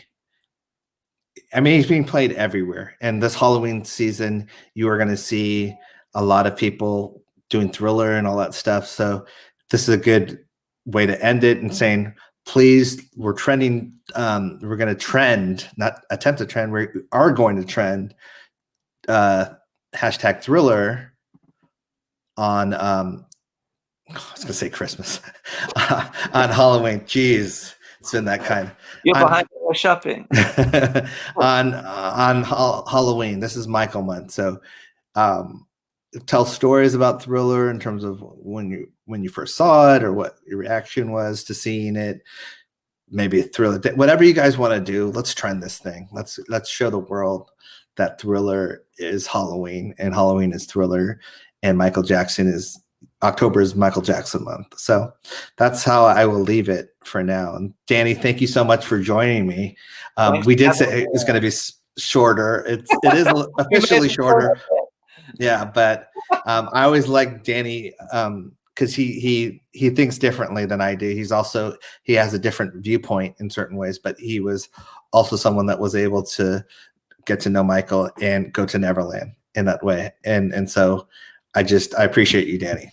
Thank you so much, Taj. I appreciate you saying that. And thank you again for having me on here, for the invitation.